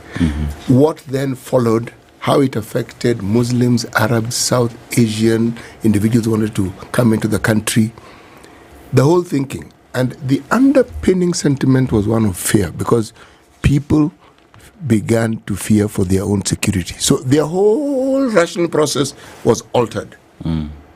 But it also enabled the government to introduce measures that actually started affecting the civil liberties of the people. There was an attack, the whole world saw it, we know, and you could even rationalize why the government was taking these steps. There is no 9/11 situation in this country. We haven't been attacked in that manner. And yet, the actions that we see are similar. There are attempts to either change the law, there are attempts to either introduce legislation that would enable the government to have more powers than it actually has. And the moment that happens, it means that the civil liberties that are enshrined in our Constitution are now being put aside. And when that fails, then you see activity, and this is what we're discussing here. So it raises the question, you see, when someone seeks to instill fear, because this seems to be the process, I have to ask the question, what do they fear? Why do they fear? I think that 9/11 moment happened in this country, but in a very insidious way. The 9/11 moment for this country was the enactment, the promulgation of the Constitution. Yes. It was a dramatic change that people thought was a passing cloud. Yes. And now they're realizing that this thing is fundamental. Look at Article 40, Clause 6. The right to property do not extend to property that was fraudulently acquired. It doesn't. It doesn't. That is phrase alone. There's a group in this country, when they read that phrase, they shudder. You see? They shudder. And when you read that phrase, against another phrase that runs with it, is in Article 226, Clause 5. It says, it is about culpability. If you have been a holder of a political office or in the civil service, and public funds were lost or misappropriated under your care. Under your watch, yes. Yeah. Under your watch. Yes. You are responsible whether you are in office or not. Whether you were there when somebody signed or not. Yes. Whether you were there when it was spent or not. So those phrases are momentous phrases that those who have got within the circles who read shudder when they encounter. They say, when will Kenyans discover this? Indeed. When they discover this, they'll be that. So all these attempts and are running alongside what they're calling the NADCO, the attempt to undermine the constitution and change it. Then you see that there's an attempt to block the birth of this republic that was pronounced in 2010 with the promulgation of the Constitution. Constitution. So that's where the struggle and the fear is. Let's take a break on that note. Senator from Busia County, Okoh Mtata is our guest this hour, and we're looking at some of these issues around abductions, and we're saying, why does it have to be this way? Why perpetuated in this manner? And what does it actually mean vis-a-vis the Constitution? Come back and look at some of the constitutionality or not of some of these things. It is now 27 minutes to 8 o'clock. It continues after this.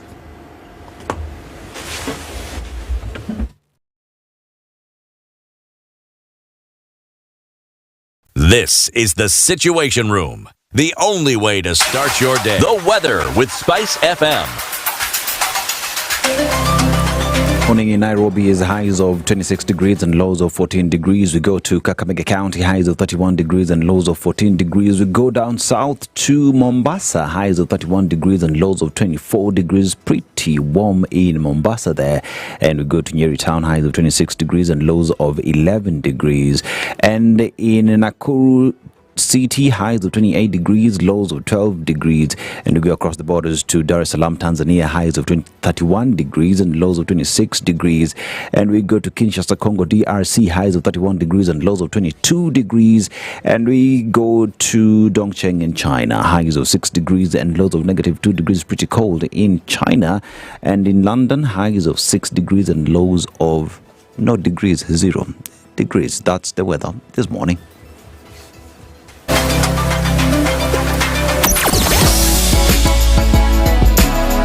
Spice and everything nice. SpiceFM. Spice up your life.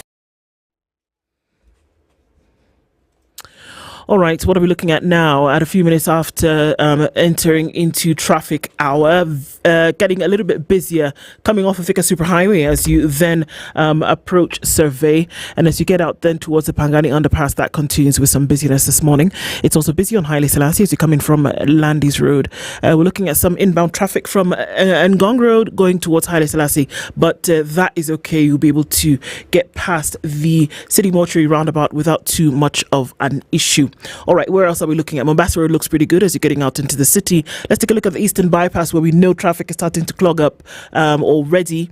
And you get towards North Airport Road and then through towards the towards the Cabanas interchange. Some traffic there as well. Thika Superhighway building up in some areas coming through from Kasarani out towards Garden City. That's busy here and there, but not a hold up, not just yet. Talk to us about what you see as we get into traffic hour this morning. SpiceFM KE on X, hashtag the Situation Room. Mature, intelligent talk every morning. Spice up yourself.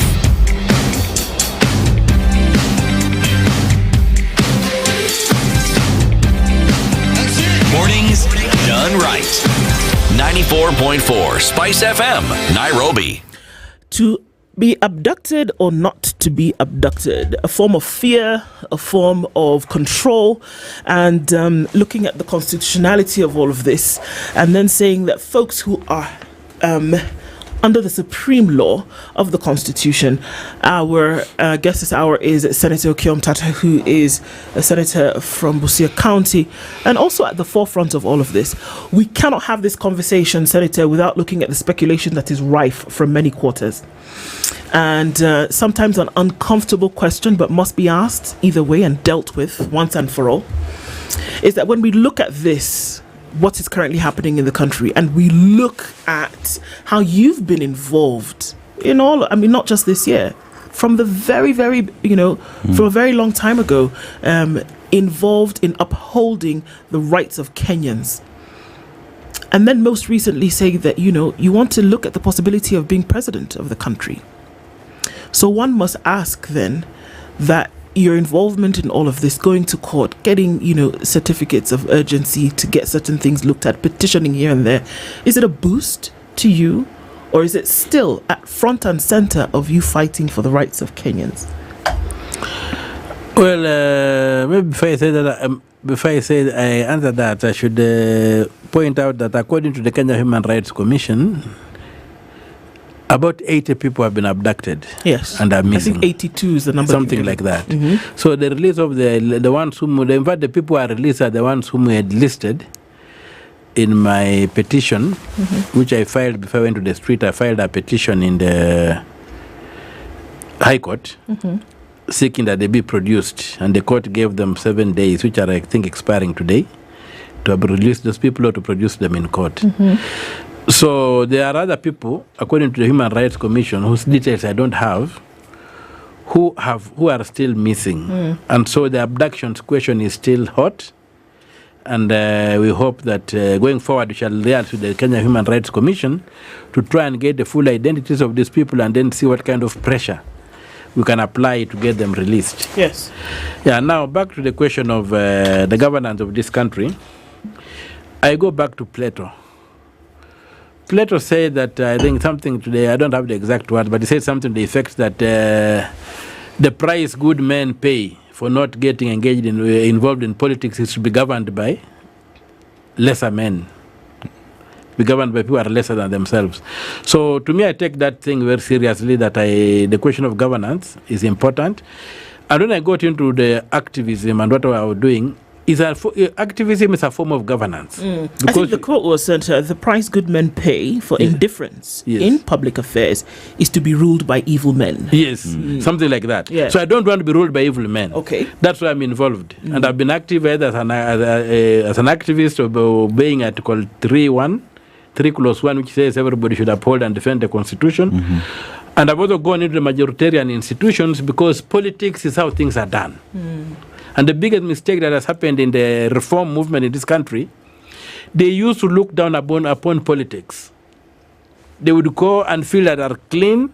They would go and argue and come up with very good policies. Then they give it to the same bad politicians to implement, and they mess it. So may I say that the time has come for us to step forward and implement this thing. Now, when you get a threat to the Constitution coming from the presidency, pushing that you want this thing to be dismantled and rearranged and whatever, then you must take the resistance and the resistance and the protection of the Constitution to a contest for power at the presidency. Let the presidency go into the hands of somebody who believes that this Constitution is good and it should be implemented as it is to the letter. And if there's any amendment to be done, let the amendment come after you have test run the entire document.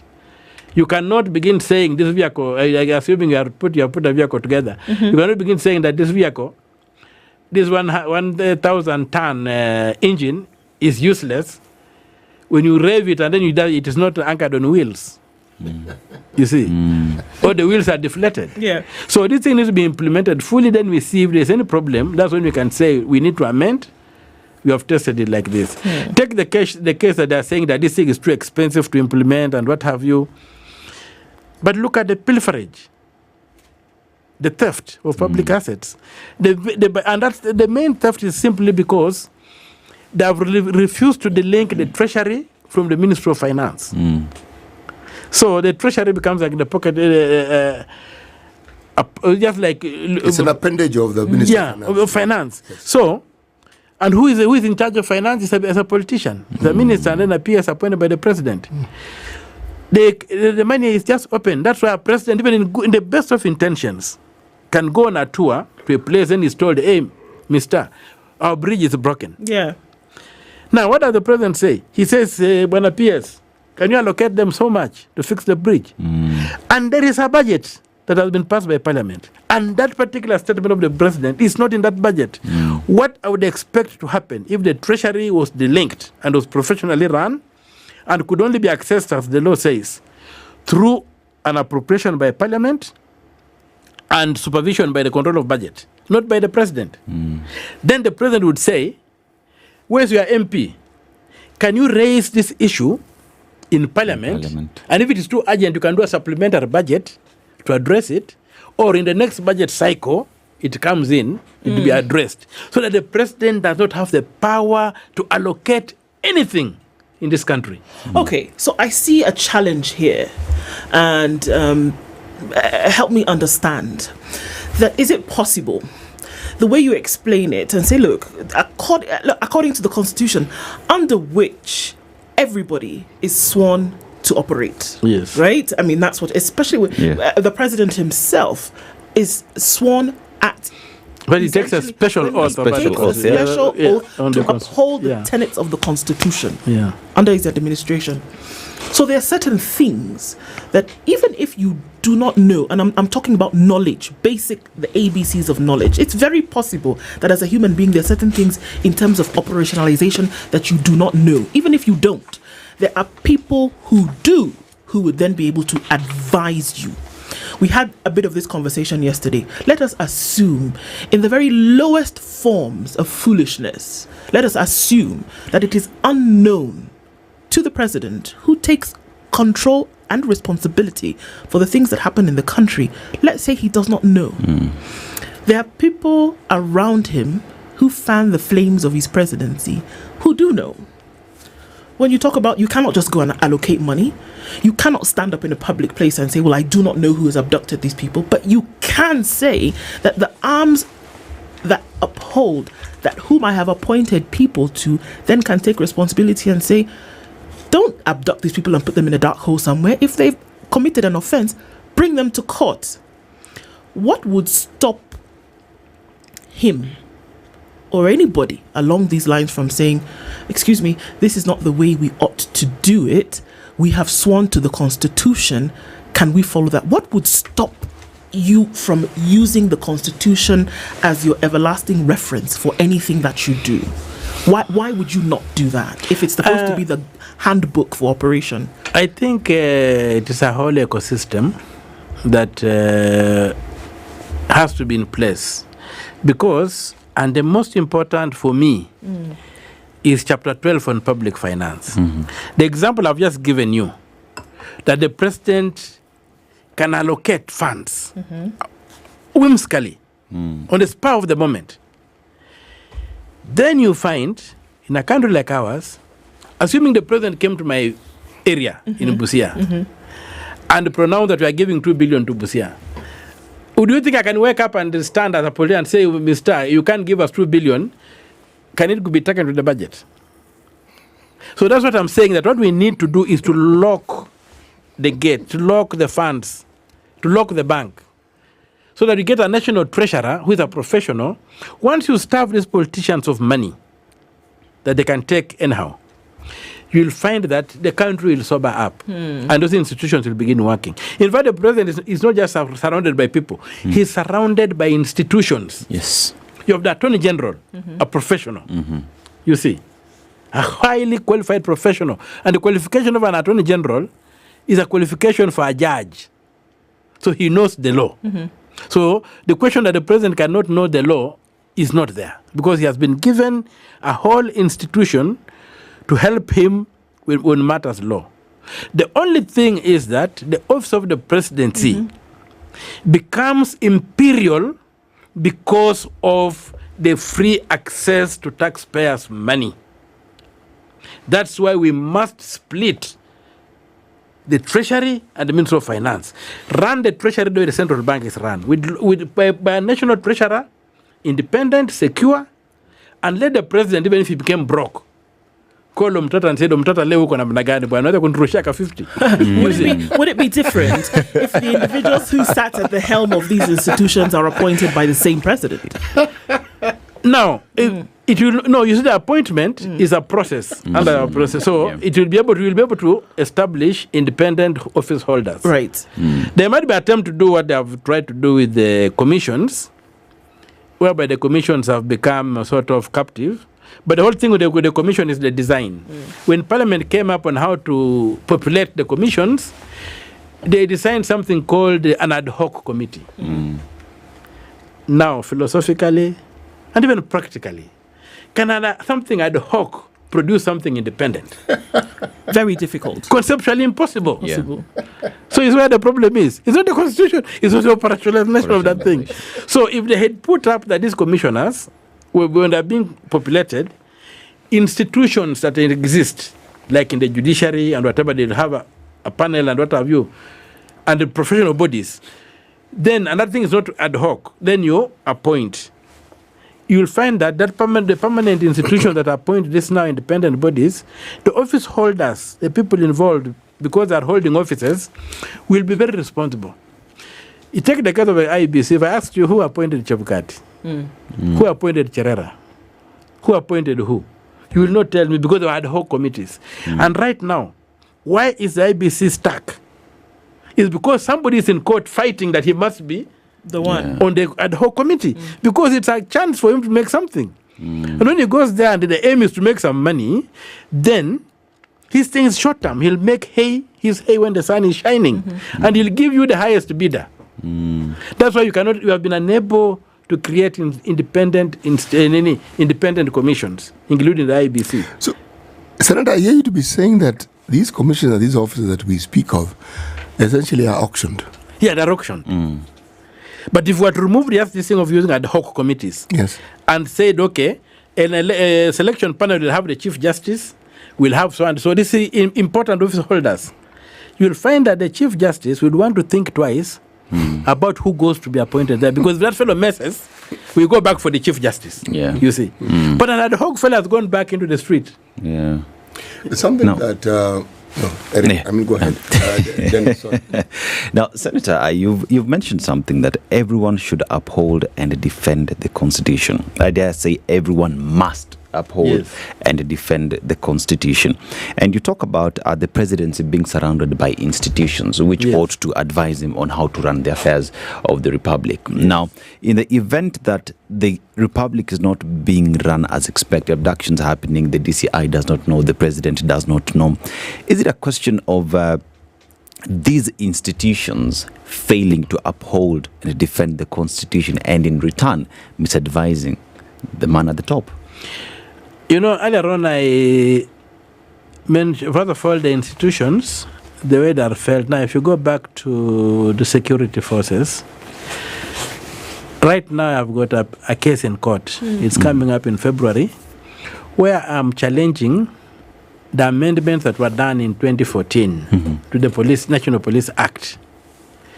And what was done is that they removed the procedure for appointing the DCI. And for removing the DCI. They changed the procedure of appointing the IG and the deputies and the procedure for removing them. So they removed that and left it to the whims of the president. So today the president can wake up and say, I'm appointing Komtata as the DCI. Yeah. He can. He can. And the likelihood of Parliament then essentially shutting it down is nil. And the Parliament will rubber stamp because the president controls the past. Yet in our structure of government, the past should not be controlled by the president. The past should be controlled by an independent body. And that's Article 225, Clause 1, which says that Parliament shall enact legislation to establish the national treasury. But it's not part of the finance, Ministry of Finance. So we need to establish that national treasury, have a national treasurer, just like we have the governor of the central bank, with clear policies ring-fenced, and let it be impossible for a politician to access money at his own whims. The politician should only access money through Parliament, and then that money, that once Parliament has passed the law, the Appropriation Act, or the budget, it is supervised by the control of budget. So the control of budget now holds the key, should hold the key to the past. And the national treasurer now is the cashier. You see, like this thing they say, the president says that I have ensured that counties have been given their money. He should not be saying that. Who is he? It is not his money. This money that has been collected from taxpayers, and the law says that 15%, at least 15%, should go to the counties. And yet, Senator, when he says this, he calls governors to State House, like he did last year in December, and says in the next year, this money will be disbursed, and all the things that you were supposed to be doing because of devolution then will be allowed to happen, and then there is grand applause. Yes, because the reality is that they do not understand. They do not understand that Parliament has failed to separate the Treasury from the President, because they said an act of Parliament shall establish the National Treasury.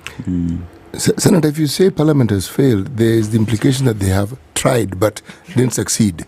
They haven't tried at all, have they? No, they have not. Yes. They have not done anything about it. In fact, they've railroaded it. They have ensured that does not happen. And then they become now slaves to this man who controls who like the Chinua Achebe keeps it. He is holding with a cake and a knife. Yeah. So the president has got a cake and a knife. So if we did have, a properly operating Parliament, even these things that we see of abductions, okay, many would argue they were on recess, at this current time, so maybe they could not raise it on the floor of the House. But we should hear loud and clear from the rafters. Parliament should be saying, for example, Kenyans have a right to not be disappeared. Yes. Kenyans have a right to be presented in court if they have committed an offense and go through the proper judicial process. Things like that, are we saying that if it was operating in the manner in which it ought to, that we would hear it loud and clear from those quarters and the demand for proper justice to happen in this country? Would it? Well, maybe, they should be. And maybe to be a bit fair, I would say that when the Kitengela 3 disappeared, Senator Perez Tobiko did move a motion in Parliament demanding certain things, but then when when the motion was just been assigned to a committee, they were released. But maybe that motion is still alive, and maybe what other person like me who sits in the Senate should think of doing is going back is to have that motion expanded so that it can do what. It can then address the whole thing of abductions comprehensively. It's not also true that Parliament was in recess. The 82, these 5 had also been taken when Parliament was on recess. And I also got involved about the immediate 5 because the last Kibet was captured when he left my office. Yes. So these other 82 have been there before Parliament went on recess. Or in this case, not there. We don't know where they are. They've been. So these issues have been there. So we don't know. I've just seen something scrolling on the screen there that the Law Society of Uganda has suspended or has revoked another practicing certificate of a sitting judge for corruption. Now, whether that judge can continue sitting without a practice certificate is something we don't know. But anyway, I want to bring a very important thing. That is a very, very important thing that needs to happen in this country. The role of professional institutions to ensure that their members uphold the ethical standards of the profession.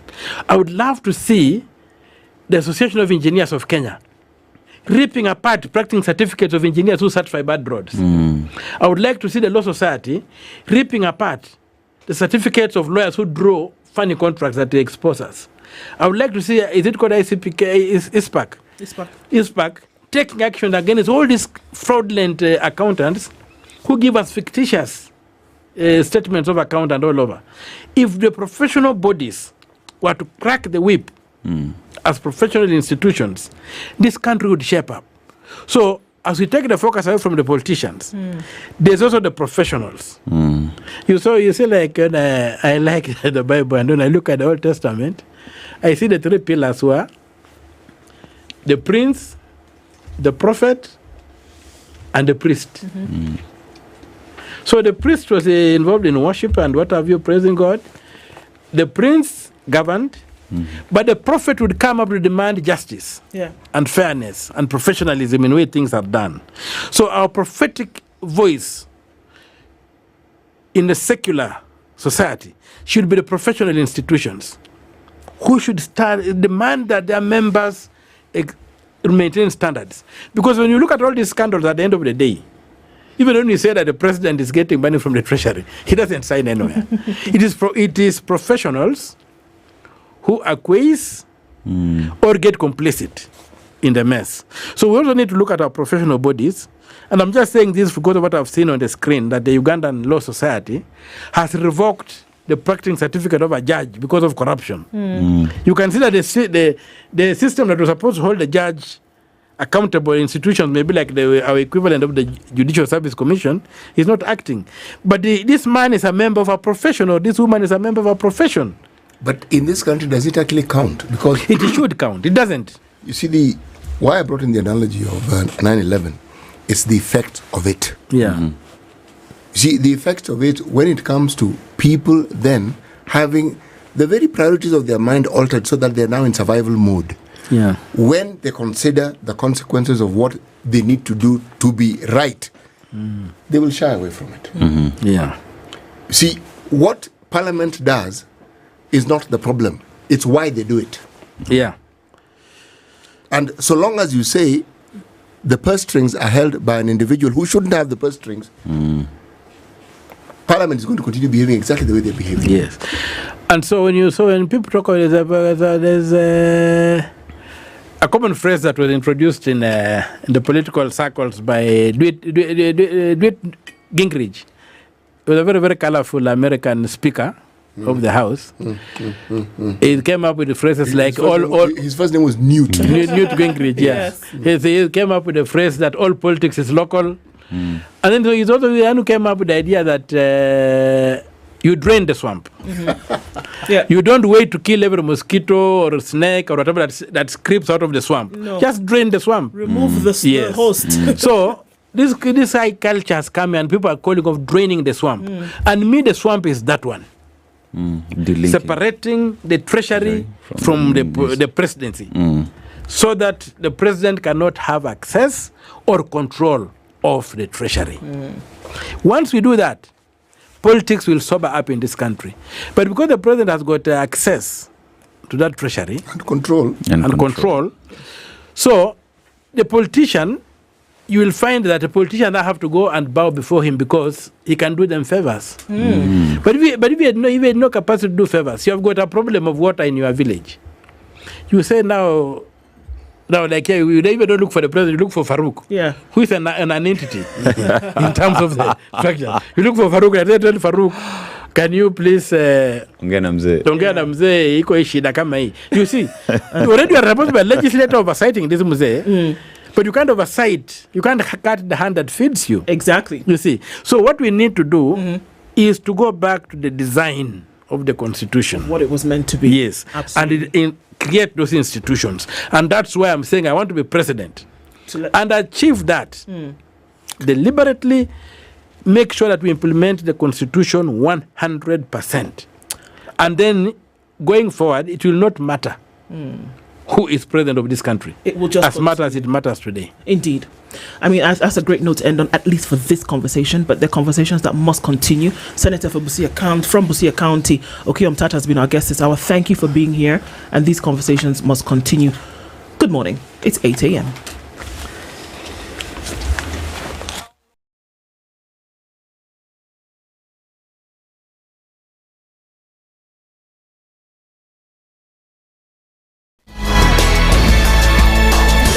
Good morning, this is the News Wire. I'm Leah Ubaga. An audit report has revealed that millions of bursary cash meant for needy learners could be ending up in the pockets of a few corrupt officers and MPs. Learners are this week reporting back to school for first term of this year, and many are awaiting the disbursement of their bursaries. The report by Auditor General Nancy Gadungu, released in December last year, reveals serious mismanagement of the National Government Constituency Development Fund bursary kitties. In some cases, the report shows bursaries are issued to non-existent learners. Further, no details of names of the learning institutions, bank details, bursary amounts, full names of beneficiaries, and the admission numbers or acknowledgement letters or receipts from institutions hosting the learners were presented.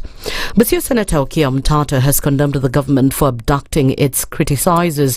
Speaking in SpiceFM's Situation Room, Mtata said the government should stop selling fear to people who speak against bad governance.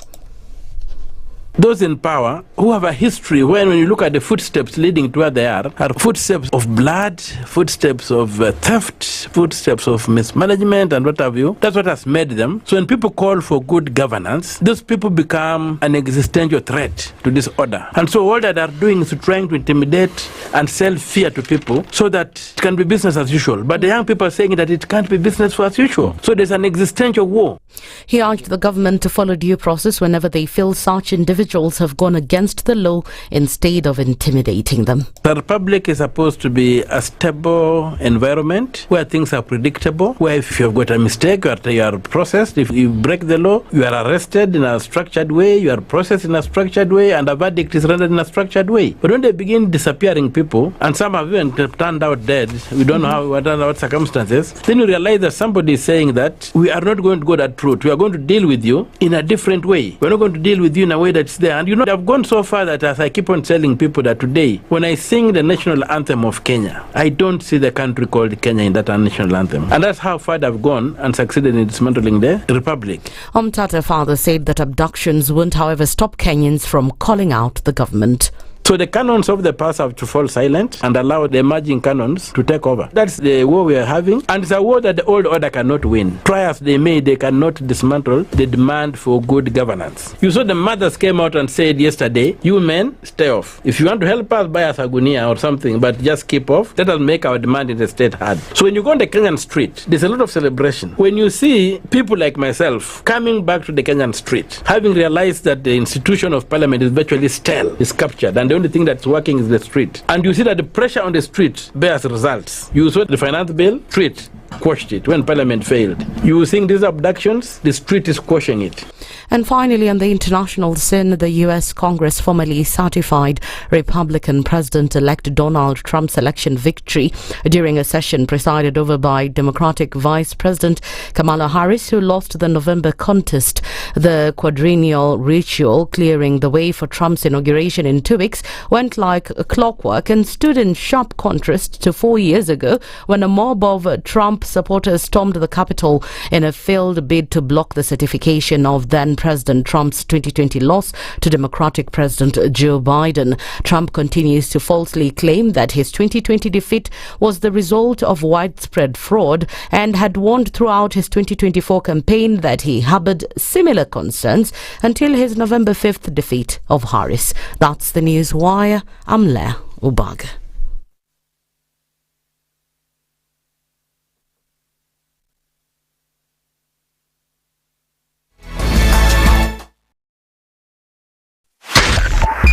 .5 Spice FM, Kisumu.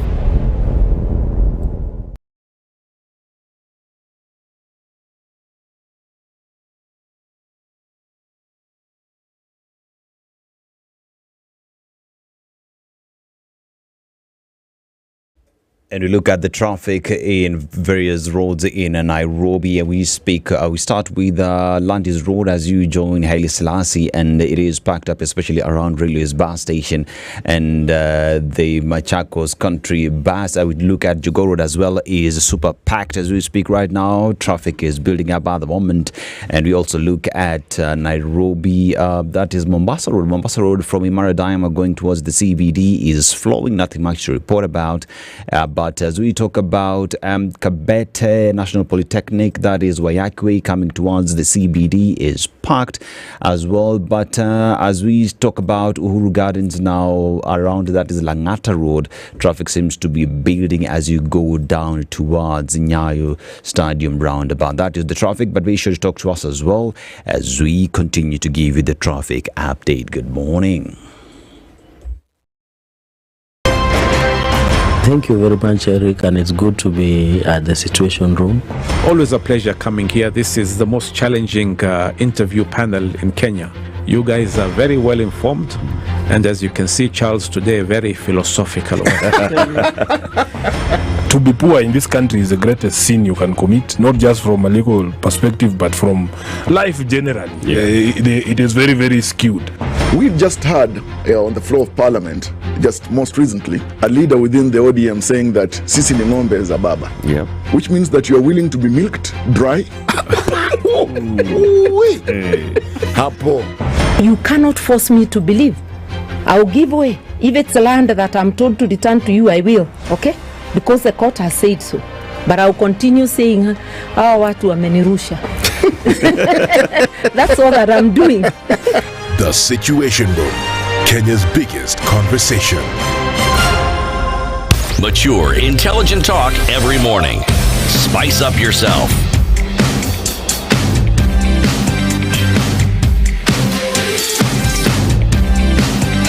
Mornings done right. 94.4 Spice FM, Nairobi. It's exactly 7 minutes after 8 a.m. Welcome to the Situation Room as we continue with conversations this morning.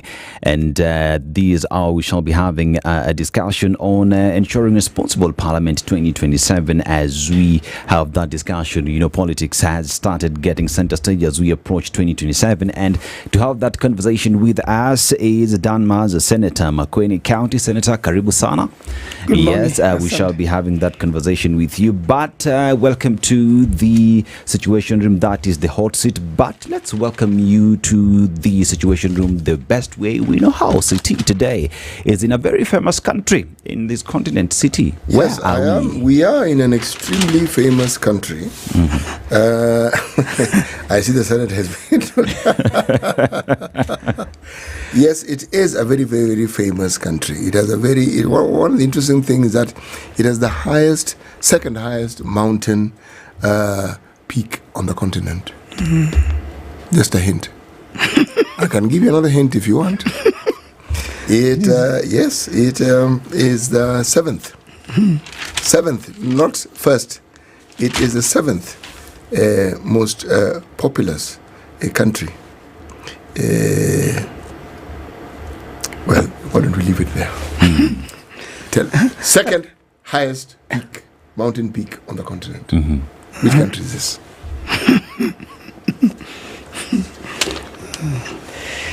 Kenya. I don't know what it is about these Kenyans. They seem to understand their country because everyone I've asked that question here tells you Kenya. Seventh most populous country on the continent. I'm sure that's why I stopped. You would have said Kenya. Yeah. It is good that Kenyans actually know about their country. Yes. Now let's see what we know about our proverbs. Okay.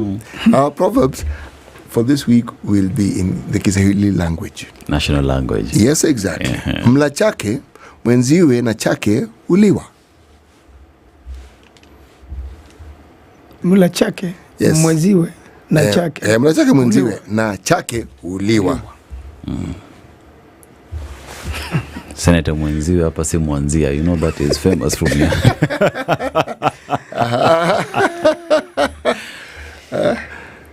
Mla chake. Yes. Mla chake mwenziwe na chake uliwa. Ukila chako. Yes. Na mwingine anakula chako. Well, you are on the right direction. Ukila cha mwenzako. Hakikisha kwamba hata chako akija kuliwa italiwa na mwenzako. Ndio hivyo. So kula ukijua. That's what we are saying. Kula ukijua. How would we interpret that and how would we give it meaning? Senator, how would you give it meaning? How would you put that proverb in a manner that makes it alive and well in our everyday life? It means what you do to others can also be done to you. You put it so beautifully, so simply, and to the point. Thank you. Yes. Yeah, and I can see some of our listeners here wanasema mgonga pia hugongewa. Senator, welcome to the Situation Room. Now, we talk about ensuring a responsible Parliament 2027. As we speak right now, the journey towards 2027, the politics has started. It's center stage. Everyone's talking about 2027, and also alliances are being created as we approach 2027. But before we get to 2027, how would you describe our politics as we speak right now? Oh, it's messy. And the most unfortunate is that we've had, a lot of trouble in terms of the economy, and the leadership seems to have forgotten those they lead. The country, it's on its own. It's like it is on autopilot. and no one knows how it's going to land. The pilot doesn't seem to be really in charge. He seems to have lost it completely. The most unfortunate thing is the confusion, beginning with the schools are opening today. You have CBC. You change the education system. You build an extra classroom in primary school. Yet, the setup in many primary schools in Kenya, the secondary is just next. So you have an empty classroom in Form 1. Next door. Mm-hmm. And then you are struggling to build a classroom. Now they've built the shell, no desks. And yet next door, there's a classroom with desks. With desks. And no students. And belongs to the same village. Now, the other most unfortunate thing about that is that, CBC assumes that every home has electricity, every home has water, every home has internet, and every school has electricity, and every school has internet.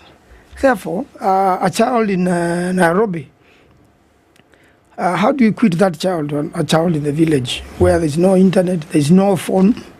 Even the teacher can't afford, the sort of phone you're thinking about. The teacher has a kabambe. So how are you going to access the internet? How are you going to equip these kids? And there doesn't seem to be a plan, to link the two. And therefore, then, it ends up being unconstitutional in that it is segregative. So you are helping the rich become richer and the poor become poorer. Now, These Senator, kids are going to do one examination in year 9. Mm-hmm. Senator, you say that the leaders have failed the country and that the man at the top as well does not seem to be having any plan with regard to whatever is happening. But we also record the fact that you are a leader. You sit in that Senate. What makes you any different? I feel like I'm in a centrifuge, just going round and round. Because you see, government is one. Okay. The role of a senator is to ensure that devolution is implemented. Devolution can only be implemented through money. In fact, I want to admit, there's no house. The brains of all members have been deleted and they're replaced with one brain. Including yours? You see, I've tried very much, mine not to be deleted, but you see, if you get abducted or captured, there's a likelihood that they will delete your mind too. They have tried to instill fear. And I think Kenyans must come out strong, in terms of when you elect members, you want accountability. I am aware that the president has gone to some parts of this country where he's supposed to be very popular. And the local MP, the local senator, are told, don't speak here. Don't say anything. They are shouted down in front of the president, and the president is told, right, you are the only one we have allowed to say something. So if you cannot go to your own village as an elected leader, then there is trouble. And the reason is, instead of the elected leader doing their job, they have become part of the executive. They only do what the executive say, and you need a house which can stand against the executive. Senator, what you're saying is not just daunting, it's damning. How? We are saying that these individuals whom we elected to represent us have actually, I'm trying to put this really politely, have actually stopped doing what it is they were elected to do. This is putting it as politely as I can. Yes. And that instead, the allegiance which is supposed to be to us and for us who elected them, they have decided to auction it to somebody else. Yes. Whom we also elected. Yes.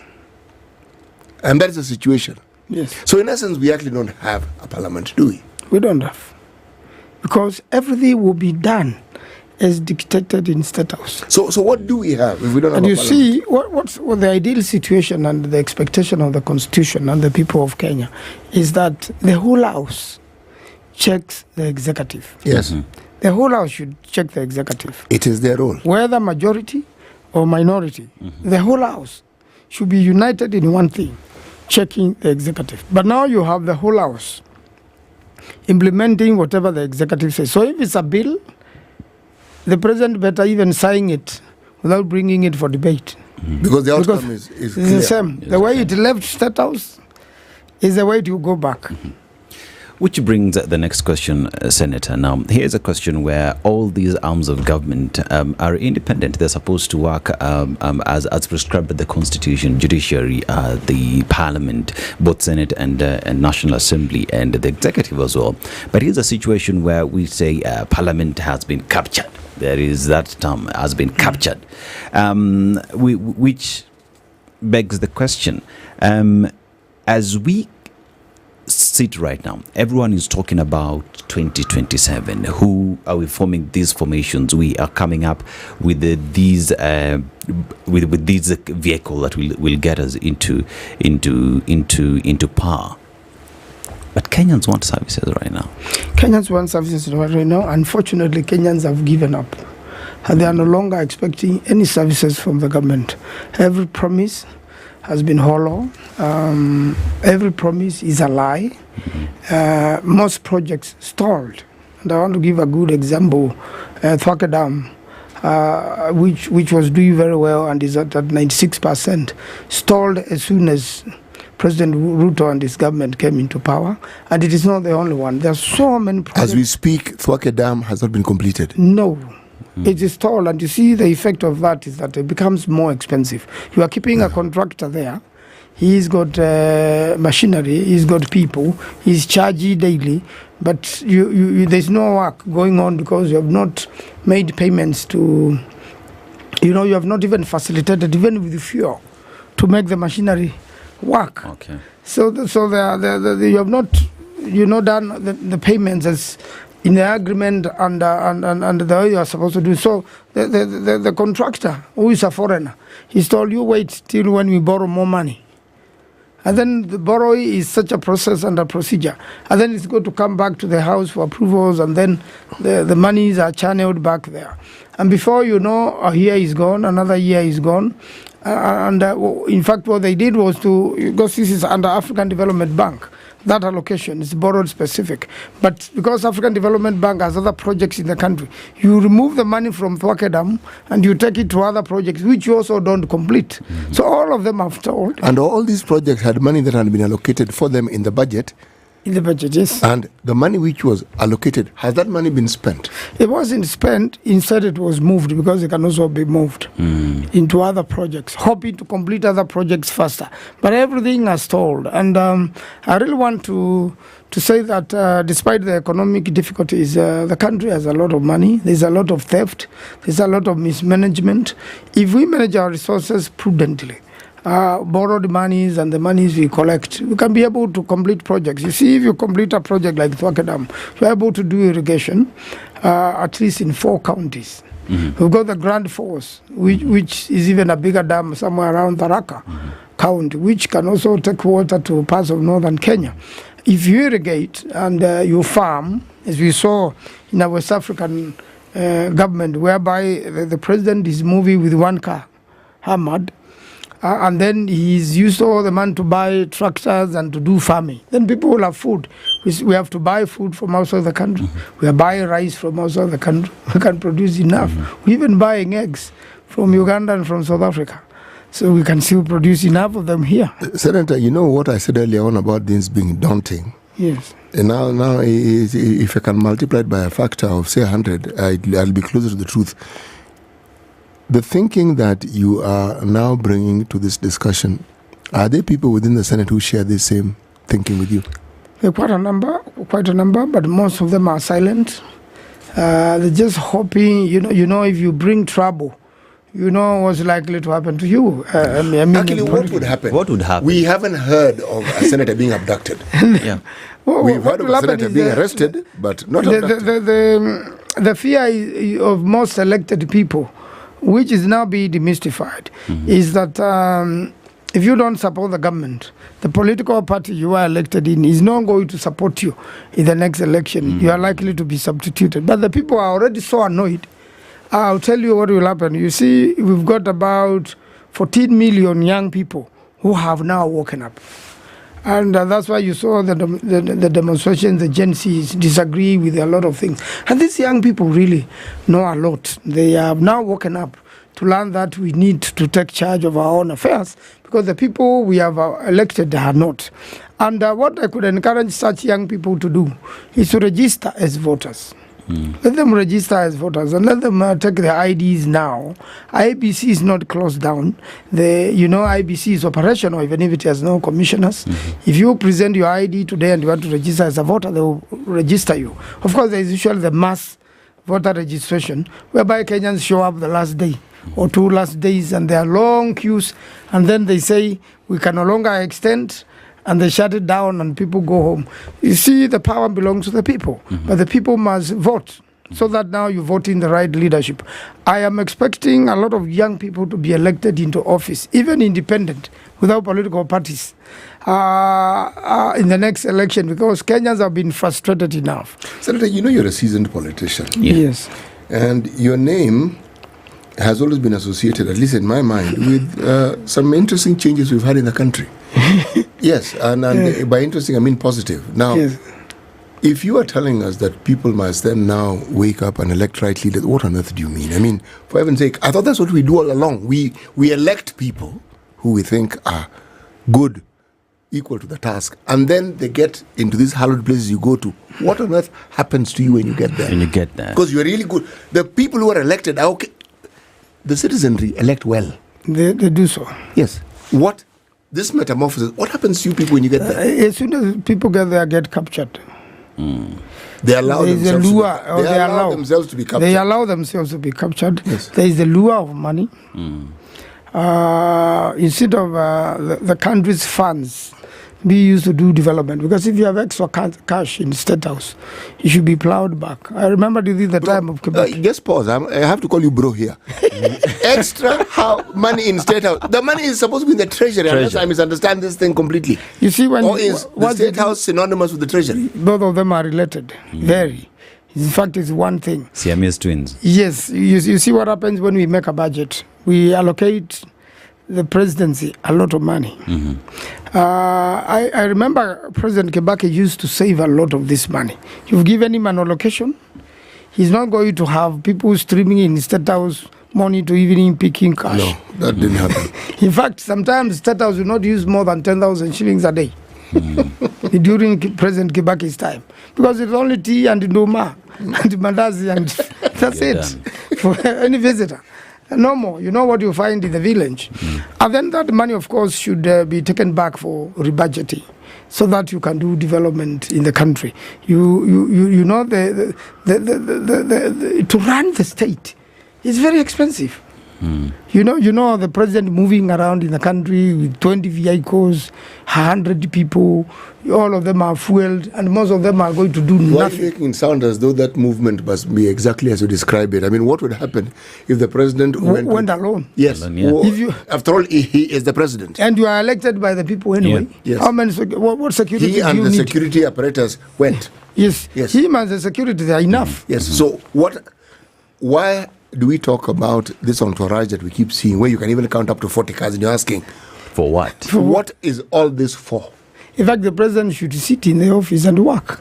Yes. If the people see development, you don't have to go there and do. And you saw when he's visiting a place, there is some MP there who has been given cash, and he's giving 1,000 as somebody enters the stadium. You know, that money is what should be doing the road. Now, Senator, let's just remain there on that money. And you earlier you said that Kenya, as much as we are experiencing tough economic times, we have a lot of money that you are collecting. The only problem is we have pilferage of the same and stealing of the same, and that has seen projects not proceeding, not being implemented as expected. But Senator, you are the senator. Checks and balances squarely lies with you. Now, you are close to power as well.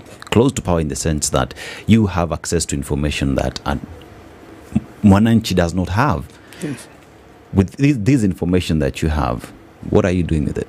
First and foremost, the work of Senate is to make sure that devolution works, the counties work. In fact, if the counties worked and worked well, we'll have a lot of development going on because they are in devolved units. But you see, health has not yet been fully devolved. Health is still hanging in the national government.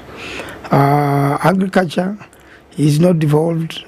fully. 90% is still with the national government, and whatever they are doing with that, you wouldn't know. Then one of other devolved issues is water and things like that. Now, when it comes to the revenue, which is supposed to go to the counties, first of all, it's delayed. You see, so a governor is sitting there idle with his team, receiving salaries, but have no money to do any work. 3-4 months. That's a lot of wastage in itself. Then you must add monies to the counties so that the counties are able to work. And also Senate makes sure that they are checked properly so that every governor is accountable, and whatever monies have gone to the governor get accounted. Now, when you come to dealing with the national government, there are things which are shared, between national government, and some acts of parliament require things like security. Some of the major decisions also come to the Senate, like when you are appointing a PS or a CS, in charge of that particular docket. That checking up debate must also go on in the Senate.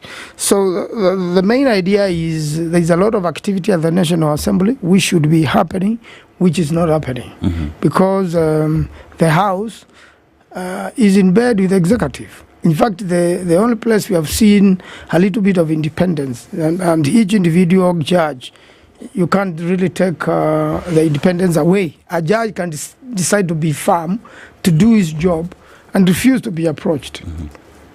Of course, we saw when we were doing the Gachagua case that the system to file documents, was hacked, and you could not do anything for as long as a new deputy president has been sworn in. Then now you can do your filing when you have already been overtaken by events. Of course, that's fraudulent, and it's a serious interference with the judiciary by the executive. A lot of times now, judiciary is the last line of defense. You saw that last week when Senator Omutata was arrested, and the police went to seek 14 days to hold him, so that they can look at his phone and see 14 days, so that they can look at his phone. And we're very serious, the DPP was very serious in making this request. Of course, the magistrate turned it down, released him on 1,000 shilling bond to appear in court and to appear to the investigators wherever is needed. It was just fell short of return his phone, because if you want anything in his phone, you can get it. So it is that sort of thing you are finding judiciary. I think I'd be much better, because that saves judicial time, it saves people's time, it saves inconveniences. You have seen the issues of abductions. You are abducted. The Constitution, Article 49 and 50, are clear on any person who is arrested. So this an abduction first is an arrest. And wait. How is an abduction an arrest? First of all, you are taken away. By lawful authority. You understand the law. Yes. Explain to us, what is an arrest? It is what constitutes an arrest?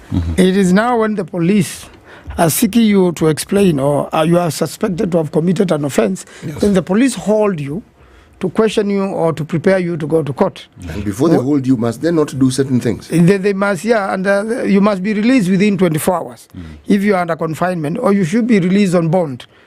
You should not just be forced in. But now when it comes to the arrest of abduction, you are taken away from a market, or you are taken away from a petrol station, or you are taken away from a home, then you disappear. Then the government say, we don't know who did it. The police say, and they're the one in charge of security, we don't know and we can't know. And then the government admits in the middle of this and say, there are some people misbehaving, so let them behave well, and then you will not see abductions. Then when the police IG is in trouble, serious trouble of going to jail for contempt of court, then they release these people conveniently. Some alive, some dead. And then somebody is not held accountable. You see that double talk of the government. We are with them, we are not with them. Next time, behave well. If you are supposed to misbehave, I want to say some of the things going on social media are nasty, are not respectful. Some of the young people are overdoing it. But that doesn't mean you get killed for that. There cannot be an extrajudicial process on you. It must be something within the law. If you are abducted or arrested, you should be presented before a court in 24 hours. 24 hours. So you wonder then, what system is this you are using to arrest somebody, confine them? We've seen some of the released people, the stories they have given, like Bob Jaggi has a whole story on what happened to him for 32 days, sleeping on the floor, naked, and some place he described is painted black, and it's not far, it's within the city. So these illegal activities are happening here, and we are saying the president should be accountable for that. Okay. Has a lot of time wasted and a lot of money wasted. Cars trade. You see a car which abducts somebody in Nairobi, then you are dropped in Eldoret. Why you will see the fuel for the state? All right. Let's take this short commercial break. When we come back now, that is, we've just unpacked where we are in terms of politics at the moment. After the break, let's talk about the journey towards 2027 and how conversations will form that campaign.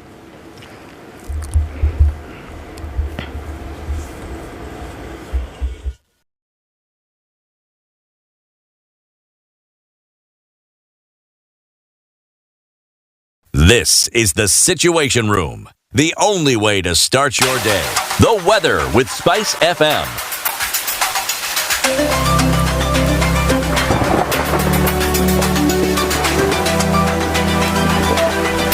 Weather this morning now, Nairobi enjoying highs of 26 degrees and lows of 14 degrees. Kakamega County highs of 31 degrees and lows of 14 degrees. To the lakeside city of Kisumu, highs of 30 degrees and lows of 20 degrees.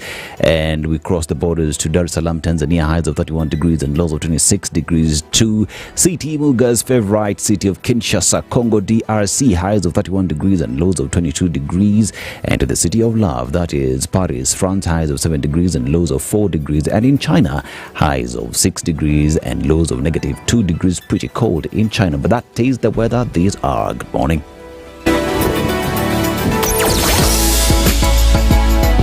Sugar and spice and everything nice. SpiceFM. Spice up your life.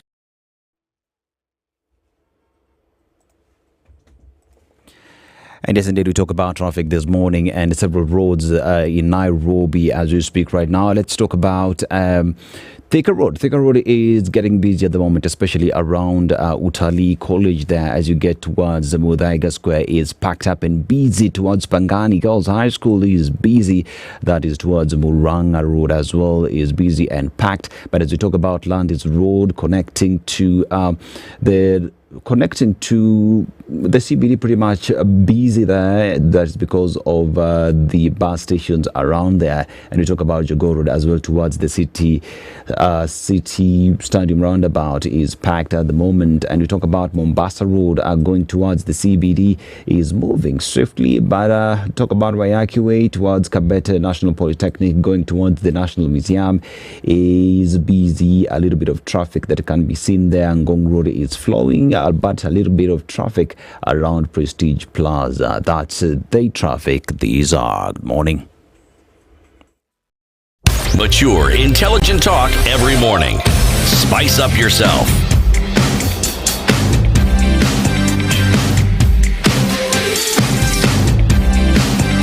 Mornings done right. 94.4 Spice FM, Nairobi. And it is 36 minutes after 8 a.m. and CT. Let me just tell you about what KCB is doing with the youth of this country, right? Now, the KCB youth unemployment continues to be a challenge for this country. Now, over 1 million young people get into the job market, and due to unemployment that is there in Kenya is at around 12%, and which forms 35% of the Kenyan population. And over 1 million people enter into the job market annually without any skills, some having either dropped out of school or just do not have the skills to move forward. And KCB Foundation said that we've seen the problem. What do we do, Senator? We formed the Tujiajiri program that will enable these young people come up with the skills and give them equipment to be able to start these businesses. Now, KCB Tujiajiri combines vocational training, skills training, business development training, access to finance and business mentorship. Now, this CT is designed to prepare them for entrepreneurship, thus spurring growth and development. Now, the youth are trained in key sectors. You want to know which one, CT? You want to get that good haircut, Senator? They are trained to do that. Yeah, and they are also into construction. Yeah, talk about domestic, automotive, creative economy, and CT. I promised you makeup. Makeup. I have it in my bag. I'll give it to you after this. And what's that supposed to do for me? Makeup. Make you up. Make me up. Make you up. Okay. Yeah, and KTB says that you can get this information on ktb.com/Tujiajiri, ensuring that the youth have get access to skills and employment. Now, Senator, Yes. Karibu sana. We were talking before the break on where we are in terms of politics, right? Now, here we are towards 2027, and conversation has already started. Whether we like it or not, formations are being created towards 2027. What are some of the conversations that will form campaign towards 2027? Well, rather, what are you pushing?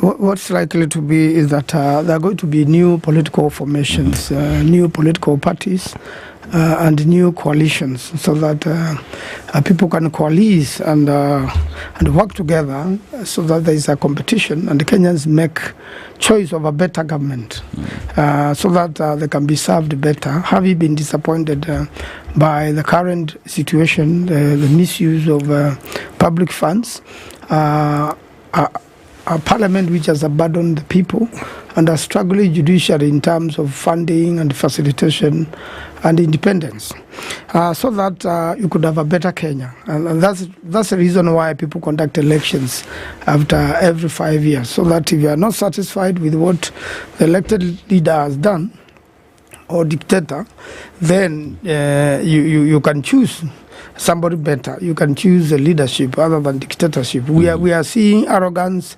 bad talk, unnecessary, talk to Kenyans, and unnecessary pride. You see, and the people, elected leaders under the new constitution, are supposed to be servants of the people. They're supposed to serve the people. They're supposed to implement the government's agenda, which they went to campaign on, and also the government which is formed is supposed to be sufficiently checked. The moment even the opposition joined government, then we are go back to one-party system. If all of us sing one song, there must be one person saying, please correct this. This is the better way to do it. These funds have not been applied properly. We have also weakening of institutions. You see, there is no IBC yet, because there are things the IBC must be doing right now to prepare the next elections. You do not have the Anti-Corruption Commission. He's really not doing his job as supposed to be doing, because we have a lot of people who are known to have looted from the country, and then they are taken through a process which excuses them. You see, the body doesn't have total power. The total power to prosecute is with the ODPP. The ODPP's office has been so politicized that if the government does not want somebody to be prosecuted, a governor who had stolen so much money, then all of a sudden it's an all prosecute. You can no longer prosecute. So it makes also the work of the ODPP very, very difficult. And that's why you need a government, a leader who is keen to make sure there is equity, there is justice, and that these independent institutions work independently. So that if you have stolen, even if you are supporting me politically, I am sorry. You got to face the law, you got to quit and go to jail or return what you have stolen. That's what we should be seeing. Senator, ordinarily, and the times you've been to the studio, yes, when you speak, I feel a little invigorated and I look at positivity. Today I'm actually getting depressed. Why are you depressed? Yeah, because one, you are painting a picture that portrays those who we, as the sovereign and the citizens of this country, have elected as being completely helpless. Meaning, that's where we are. The check and balance. See, it's getting even more depressing because he's admitting it. We expect certain things to change, and because, as per your words, the House, the Parliament as we know it, the lower and the upper house have been held captive. It's like nothing much will actually change. So I'm thinking in my mind then, if there are people like you who speak and give the impression that this is something that you do not support, why don't you resign? Well, resignation is one of the options, but you cannot resign to fate. You must fight, soldier on, and increase the number of people who want to be independent.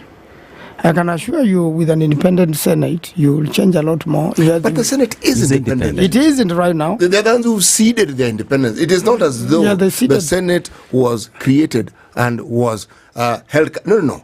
You have ceded.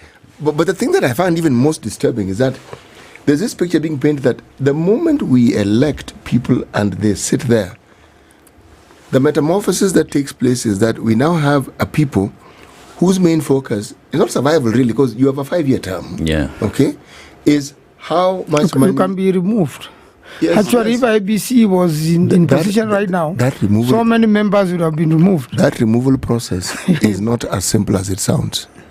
But it was very easy. Even know it is late. You can even be told, this is what you'll do, this is what you'll do. We've seen with the governor. But it was very easy to remove her deputy president. And that was because the people who, as you say, have helped these houses captive, okay, wanted the person removed. But again, since you brought it up, I found it strange. I found it strange in this sense. We have a presidency.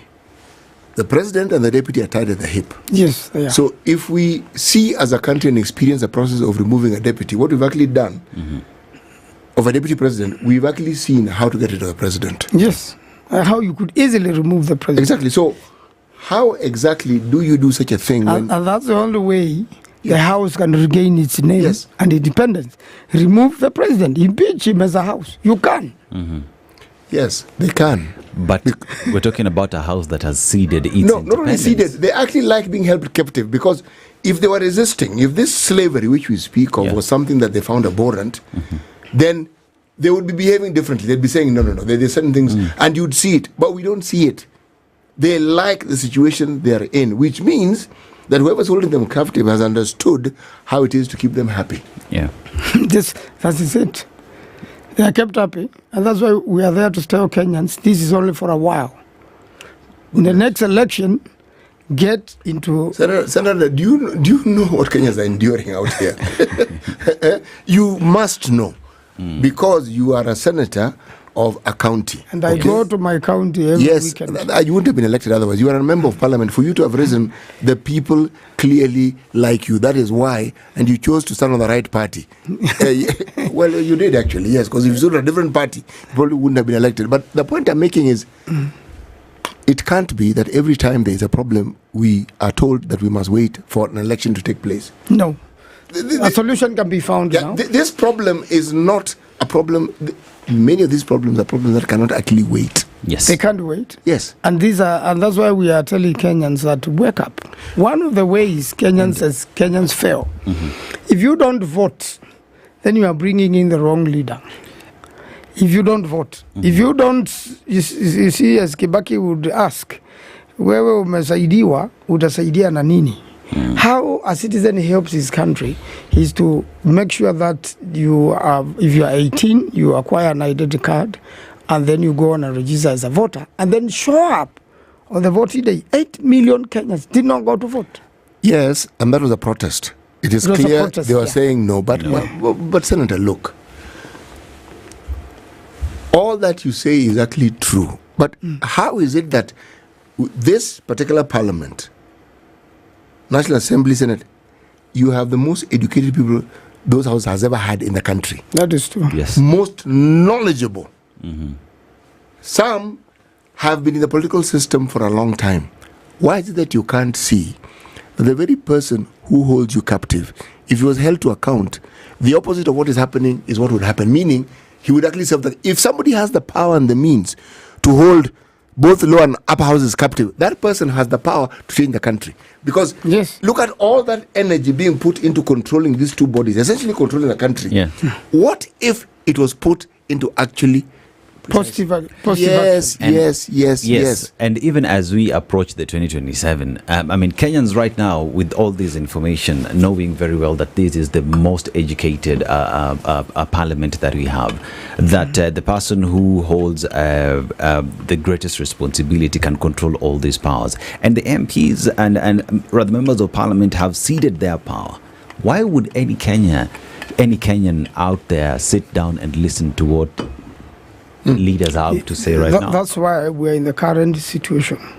We are at the verge of a revolution. Actually, revolution almost happened in this country. Parliament was overrun by the people because the people were unhappy with Parliament. I was there. When the young people came in, they didn't care whose car it is, whether you're in position or in government. They smashed all the glasses. They destroyed everything they could destroy. They were killed. And they said, sign the finance bill on Wednesday. And see. We will be with you on Thursday. So if the president is overrun, what does he do? If he realizes, and for a long time he hit his head in the sand, you say, oh, these are some criminals, treasonable, who came to the house. Kenyans are annoyed with the house. That's why they came there. It has never happened since independence. And if the house continues the way it is continuing, I see them coming back. And this time around, they will not spare it at all. You know, you people are doing the president and the presidency a disservice. The public is holding you to account. You are not holding the president to account. If the president was held to account, as I said, a man with these abilities can do wonderful things for the country. That I know. And all he needs then, you need as many members as possible now to come together and probably do an impeachment motion and mean it. I'm telling you, by the time we are midway, have impeachment motion, then the ideal situation as required by the Constitution will apply. The Constitution expects the House, and the people of Kenya expect the House to hold the president accountable. That is not happening. And the danger of that is a revolution. The danger of that is the president be overrun. Now, if the president is overrun by the people and is chased away from the country, then it means you are going to have even a worse situation. Probably you are not going to have a civilian load for some time. And actually that's the reason Raila Odinga gave to go and support the president. The problem is if both of them are now overrun by the people. That's the danger we are going through right now. And I want to admit the failure is the House. If the House held the president accountable, and if the president knew the House has enough numbers to impeach him, he would not do what he's doing. He will not do what he's doing. Now, you say that Raila Odinga formed a coalition, rather ran to the president. But someone as well would say that you ran to the deputy president former deputy president who equally Kenyans were angry with. How would you respond? Well, what happened to Rigathi Gachagua is that he was unable to bear with certain things the government was doing. Really? And he spoke about it. Really? What he called him, he said he was a truthful man. And the moment he said... And we are supposed to believe things that politicians say? Maanzo, would you be speaking like this of Rigathi Gachagua in 2022, 2023? Unfortunately, what happened is that he would not have been impeached if ODM did not join forces with the government. So now the problem is the good numbers. No. We are not saying ODM gave a justification. ODM gave a justification. And they politically, they knew very well what they were doing. They were actually unpacking the presidency.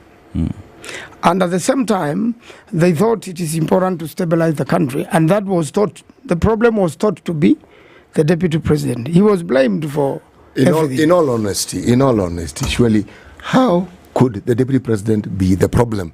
And yet, 25th June, the problems that were being spoken of were clear. Cost of living.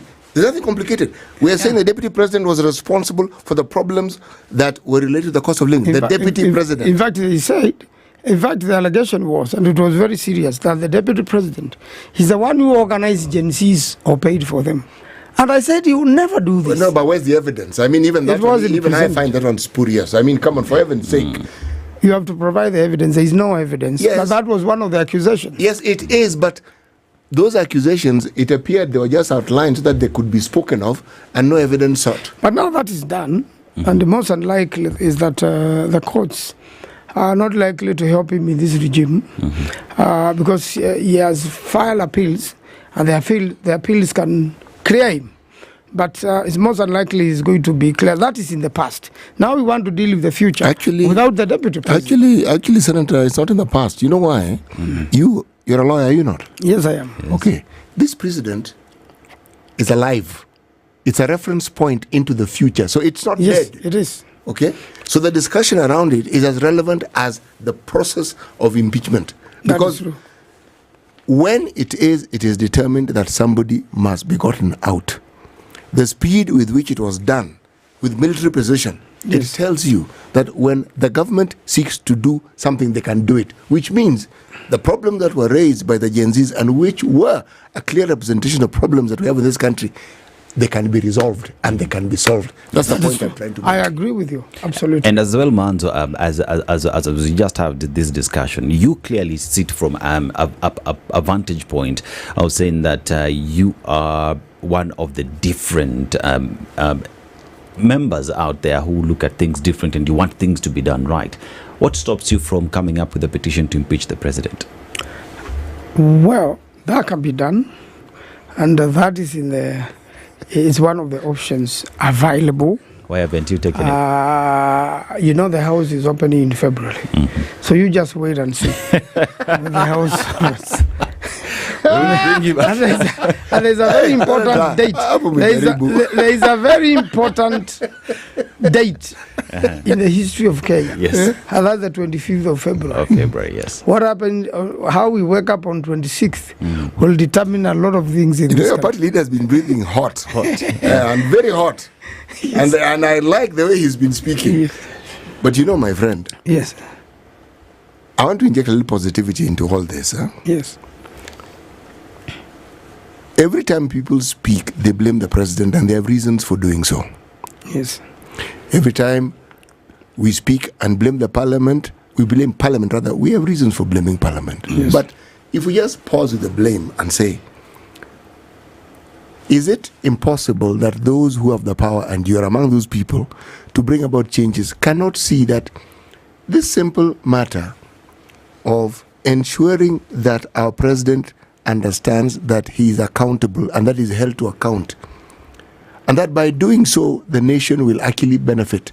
This simple logic, how does it escape all these educated people in parliament? Because you're now giving education in the process a bad name.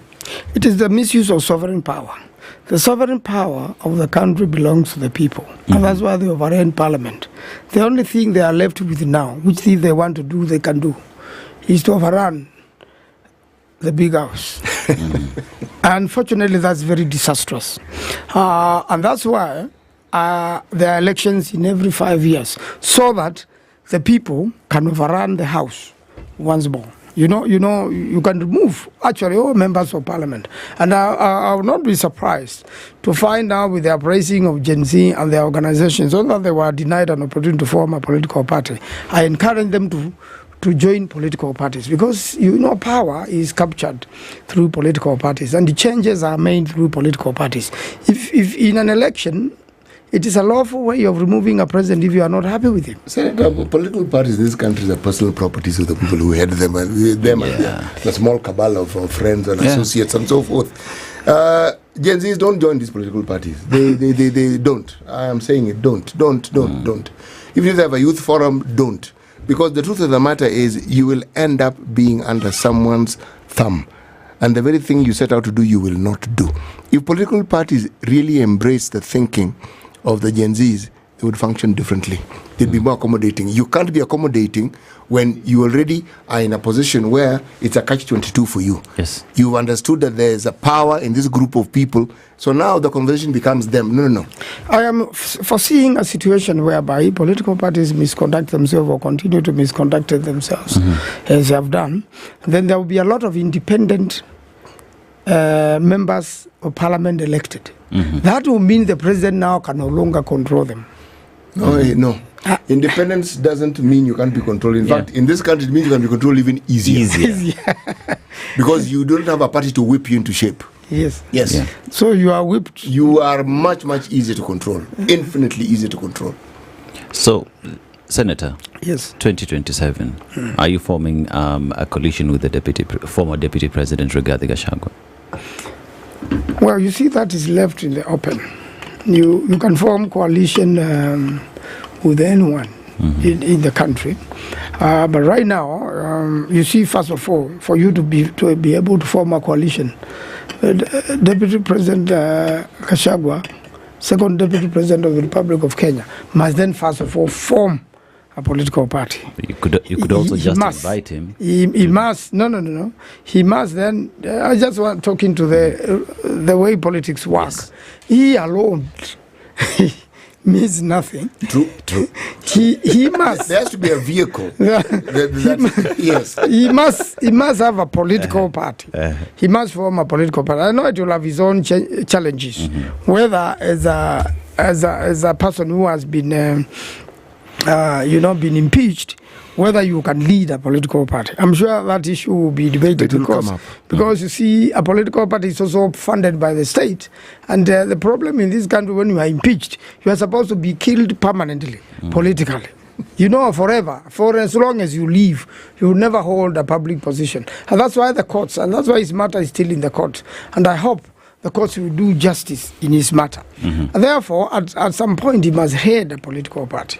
He must, the members of parliament he has been impeached from his party and as well been impeached as deputy president. So they are still members of his party, of the party which impeached him. And therefore, if they come up with a political party, then there will be a vehicle which can form coalitions with other political parties, and they can have a presidential candidate, and they can remove the current president.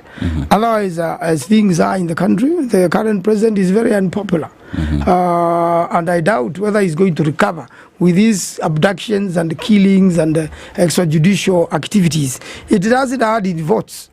He loses. I can assure you, Baba Mwangi voted for Ruto. But now, he won't vote for him. He took his son away and almost lost his life and gave him sleepless nights. Why will you vote for somebody who gave you sleepless nights?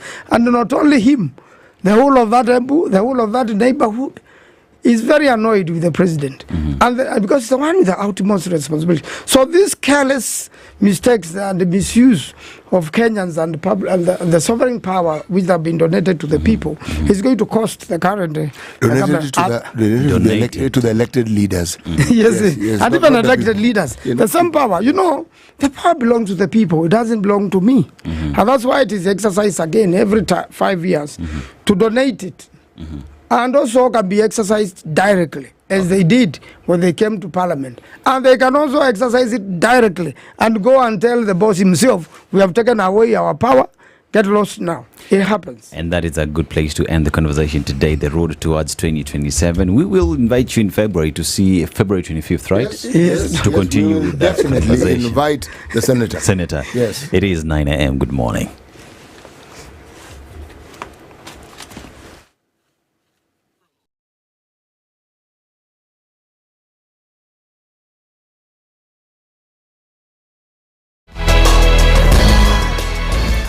Good morning, this is the news wire. I'm Leah.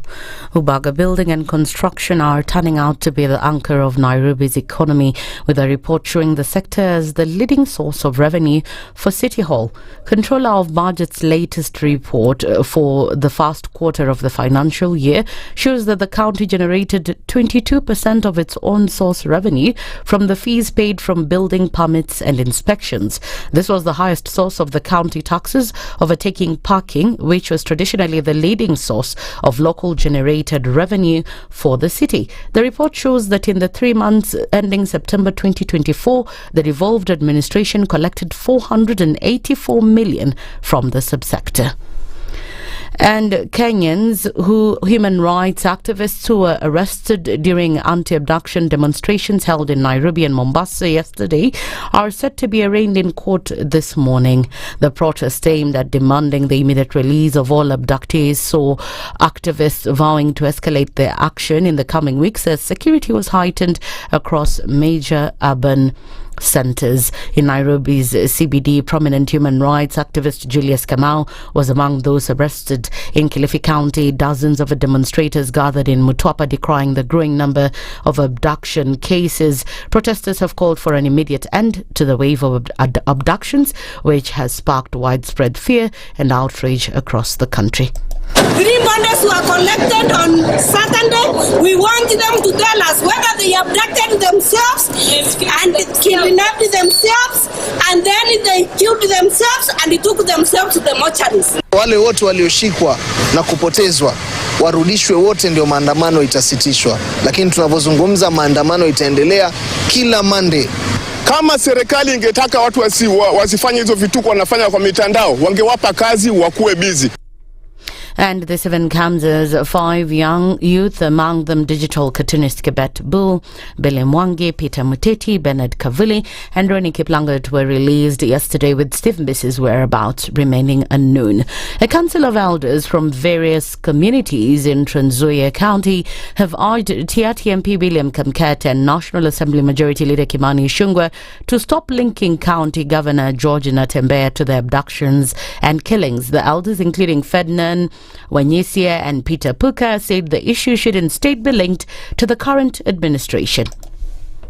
Tunalaani kwa nguvu zetu zote utegaji nyara na kuuawa kwa vijana Kenya, na pia tunawakemea viongozi pamoja na Mheshimiwa Kamket, mbunge wa Tiati, kumhusisha Governor George Natembeya na mauaji yaliyofanyika Kerio Valley na Suguta. Jambo hilo linastahili kuelekezwa kwa serikali iliyokuwa mamlakani wakati huo, au AG au Attorney General au DCI, lakini si Bwana George Natembeya wakati alipokuwa RC. Please, tafadhali kijana Ichung'wah, stop it. What a Western Luhya land. Please don't allow any mediocre from outside the Western to come and corrupt us. Similar remarks have been made by the Gama Community Council of Elders Chairman David Kabuya and the co-chairman of the Turkana community, David Esekon, who've urged Ichung'wah to stop making disrespectful remarks about Natembeya. Wewe Ichung'wah, sisi hatutaki mchezo wako the larger Western na Rift Valley. Kuja kumwambia yeye shame, kumwambia wewe ni kitu gani? Unaweza kumwambia Natembeya ni kitu gani? Natembeya ni mtu ana kura zake. Nataka kuambia mngoje tu, kwa sababu mahali atasema left, mahali akisema right ndio tafanya nini? Hata wewe hujui hapa panaitwa nini mahali ulikuwa. Naitwa David Esokon. Kusema ati George Natembeya ndiye alifanya hii na hii na hii. Ulikuwa wapi wakati ile? Unataka kuja kuharibia jina ili sasa kesho wananchi asichague yeye. Hakuna haja uongee mambo iliyopita. Na mwenye alikuwa kwa hiyo wakati alikuwa makama rais, ndio hiyo rais sasa ya Kenya kabisa. At least 5 people have died in a winter storm that has seized a swath of the U.S. in its icy grip, leading to mass school closures, travel chaos and power cuts. 7 U.S. states declared emergencies, that is Maryland, Virginia, West Virginia, Kansas, Missouri, Kentucky and Kansas. More than 2,300 flights have been cancelled, with nearly 9,000 delays also reported owing to the extreme weather caused by the polar vortex of icy cold air that usually circles the North Pole. Over 200,000 people had no power on Monday night across states in the storm's path. That's the News Wire. I'm Leah Ubaga.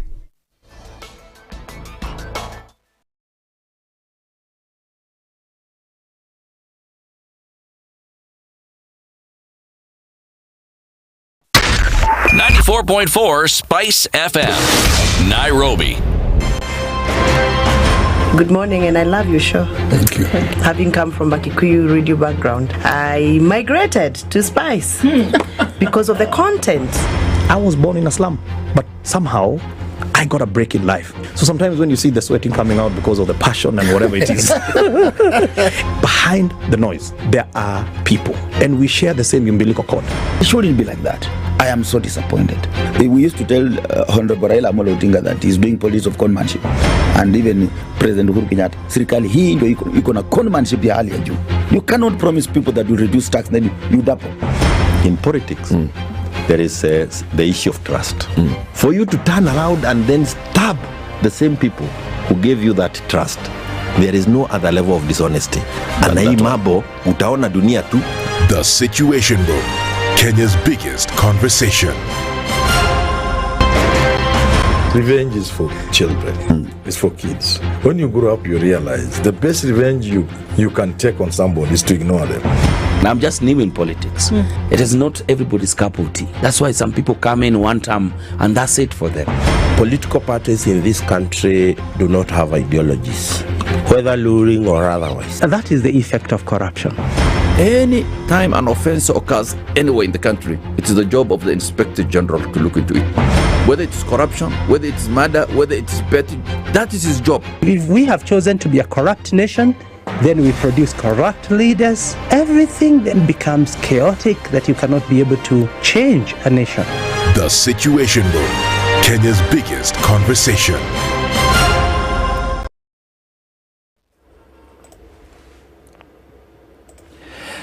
And the traffic on the roads this morning. Let's start from Jogoo Road, Makadara, as you head towards Landis Road is busy at the moment. That is as you go towards the city stadium roundabout is busy, but as we look at other roads, let's look at Mombasa Road, Wairimu to be specific, coming towards the CBD is moving swiftly, but Mombasa Road from Lolongo all the way to the CBD, nothing much to report about. The southern bypass seems to be flowing, but a little bit of traffic that can be experienced on that road at some point.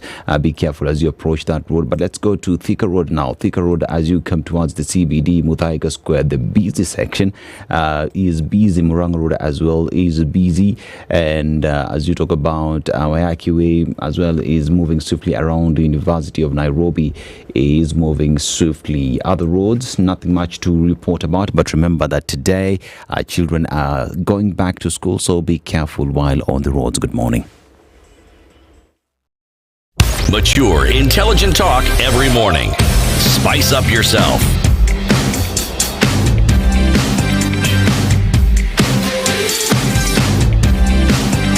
Mornings done right.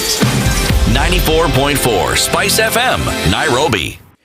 And it is exactly 9 minutes after 9 a.m. And in the studio right now, these are we expect to have Dr. Brian Lishengos, the chairperson, Rural and Urban Private Hospitals Association of Kenya, RUFA, who will be discussing matters to do with payment disbursement and financial health of SHA provider.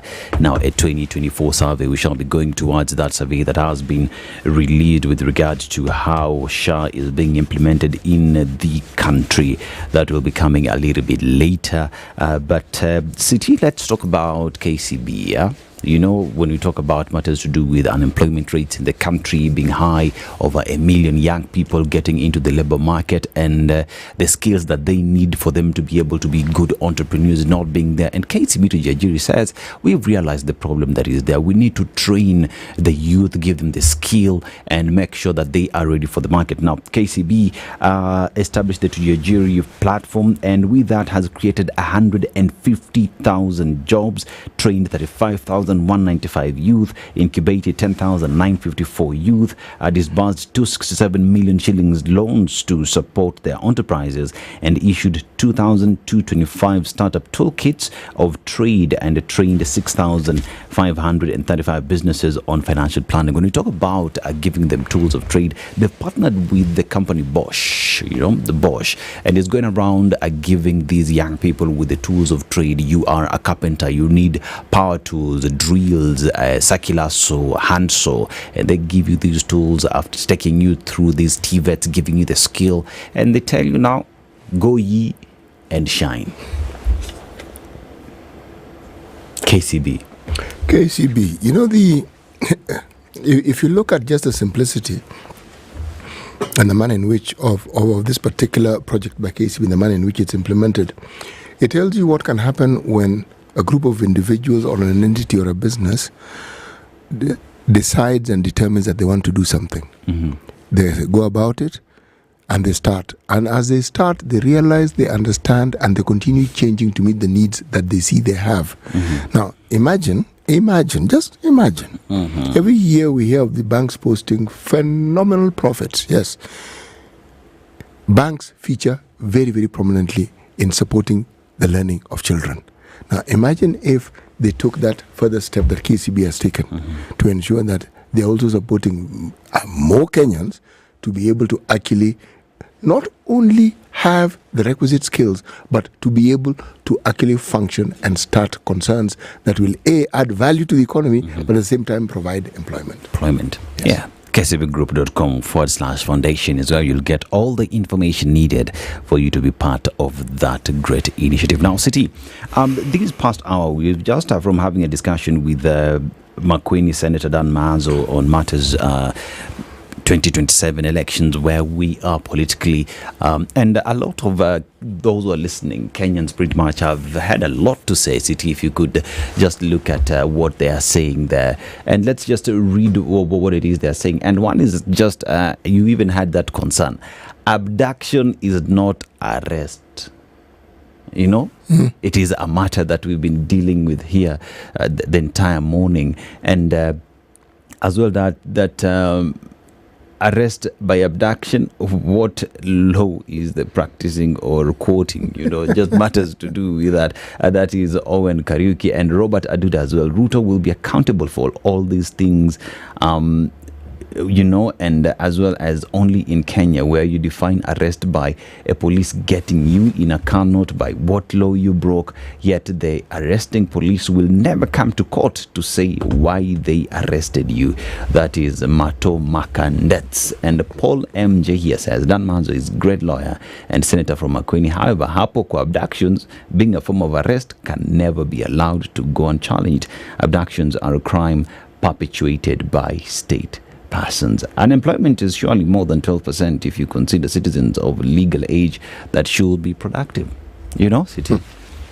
Yeah, that is a tumikia Kenya, and Maanzo should define what an arrest is as well.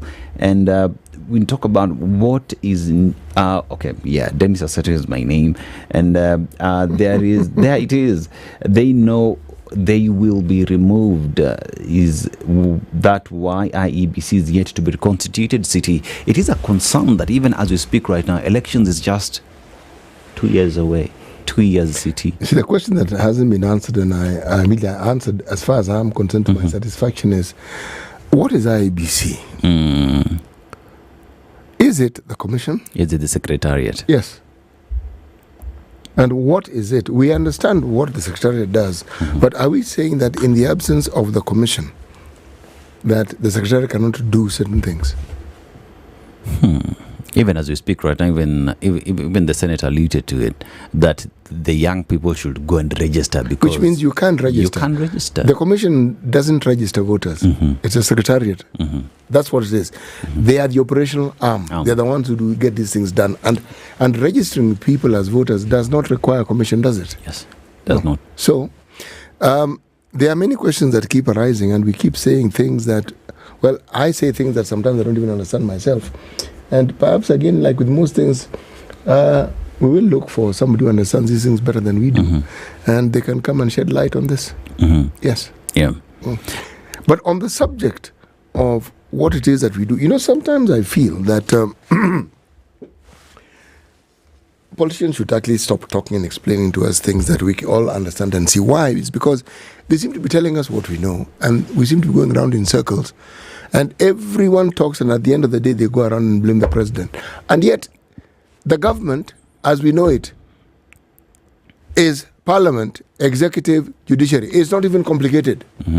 Yes. So, if we are to apportion blame, let the president and the executive have theirs apportioned. Let parliament have theirs apportioned. Let the judiciary have theirs apportioned. Because if the check and balance role that the other two arms of government are supposed to have in the executive, you're failing a president. You're complaining and blaming a presidency for doing what suits them, when it is your job to ensure that that doesn't happen? How? Yeah. Because even the earlier conversation you're having with Senator Okoh Mtata is delinking treasury from the presidency, and that needs an act of parliament to be there to do that. And parliament has not done that. Yes. So how is it the president's fault again? Yeah. Which is why even when Senator Dan Maanzo says that he says he msafi kama pamba, wants everything to run well. But thing is, if you know you are close to power, you can come up with a petition and demand that right is done by Kenyans. Why haven't you done it so far? What is stopping you from doing that which Kenyans gave you the power to go do? You know, this one, unfortunately, the blame doesn't go to the president. The blame goes to them. Mm-hmm. So you're saying someone offers me a bribe and I accept it. So I blame them for my accepting a bribe. Which they've offered me. I blame them. How? And I'm the one who has accepted. Mm-hmm. Somebody has coerced me and told me they will build a road in my constituency if I do something which I understand to be patently wrong. And I blame them for having accepted to do that which even I know is wrong. How? You know, there's always the element of an honest conversation, and I keep getting the impression, the feeling, that if there's one thing that we as a nation, as a people, do not want to do is to have honest conversations. Exactly, City.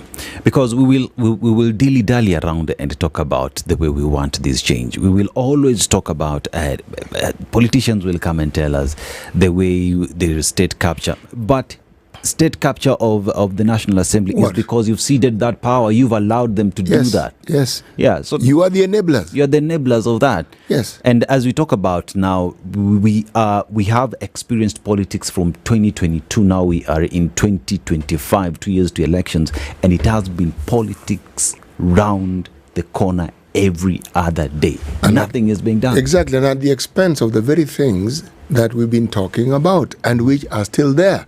Cost of living, it is still a problem. Unemployment, it is still a problem. The issue of the health sector, it is still a problem. Mm-hmm. The issue of the education sector and the CBC, it is still a problem. Fundamentals, nothing esoteric, nothing complicated, nothing exotic. Mm-hmm. Fundamentals, still a problem. Yeah. And the people who have the ability to bring about these changes want to point fingers and say, it is so and so. Yeah. Essentially absolving themselves. No, not really. No. And even the June demonstrations that this country experienced, we say it is a moment that will be etched in our history, and rightfully so. But you're forgetting that was being pushed and fueled by the high cost of living in this country. It is. And Kenyans were saying, we do not want this because it will hurt us more. Yes. But the leadership that be, those that now are saying, we can do something in parliament, and you did not do anything at that point. Dennis, why was Parliament overrun? That is where the finance bill was going to be passed. Yes. So you start there and tell them, guys, you're not passing this thing. Yes. I want you to understand. Because it was understood that is what they would do. So suddenly, it is the fault of someone else who's pushing the agenda. That person bears the blame for their role. Yes. But Parliament are very able enablers.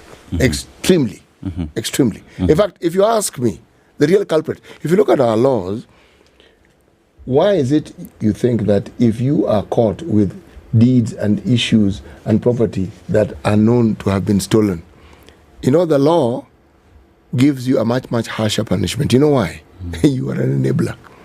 In the absence of someone who deals with stolen goods or goods that have been illegally acquired, the person who's stealing would be less reluctant because they would not know where to offload the stolen goods. So here we have an enabler and we're calling it Parliament. And the worst thing is that we are the ones who've actually given these people the power to go and represent us. Yes. And then they blatantly go and represent themselves and their interests. Mm-hmm. But blatantly. Mm-hmm. As we say in Kenya, in broad daylight. Mm-hmm. Huh? Mm-hmm. And then somebody else's fault for what they have done, and we can see them doing it. Mm-hmm. Nah. I mean, City, you've raised something that is very critical, that it is about time that we as Kenyans started having honest conversations on where we are and what we want to achieve as a republic. Unless we sit down and start having these honest conversations, we are not moving, we are not going No, we nowhere. will not move. And the Gen Zs actually introduced that honest conversation Yes. and said, folks, this is the problem. And it's not being handled right, and it must be handled right. Right. It's not complicated. Yes. Yes. No mollycoddling it and going around in circles and pretending it's working when it's not. Mm-hmm. If it's not working, it's not working. So then, since we have admitted it isn't, how then do we fix it? Yes. Yes. Yes. City.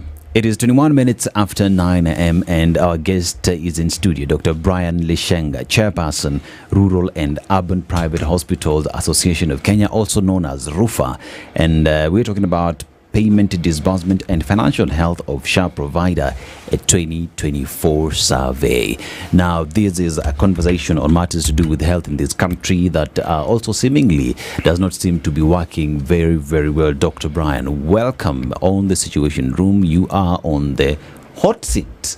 Yeah, and let's just welcome you on the show the way we do it best. City today is in a very famous country on this very beautiful continent. Yes, it is. A very, very famous country indeed. Actually, it is famous. Yes. Okay. It is next to a country that has the second longest coastline on the continent. Next, literally next. Kenya. I don't know what it is with these Kenyans and their country.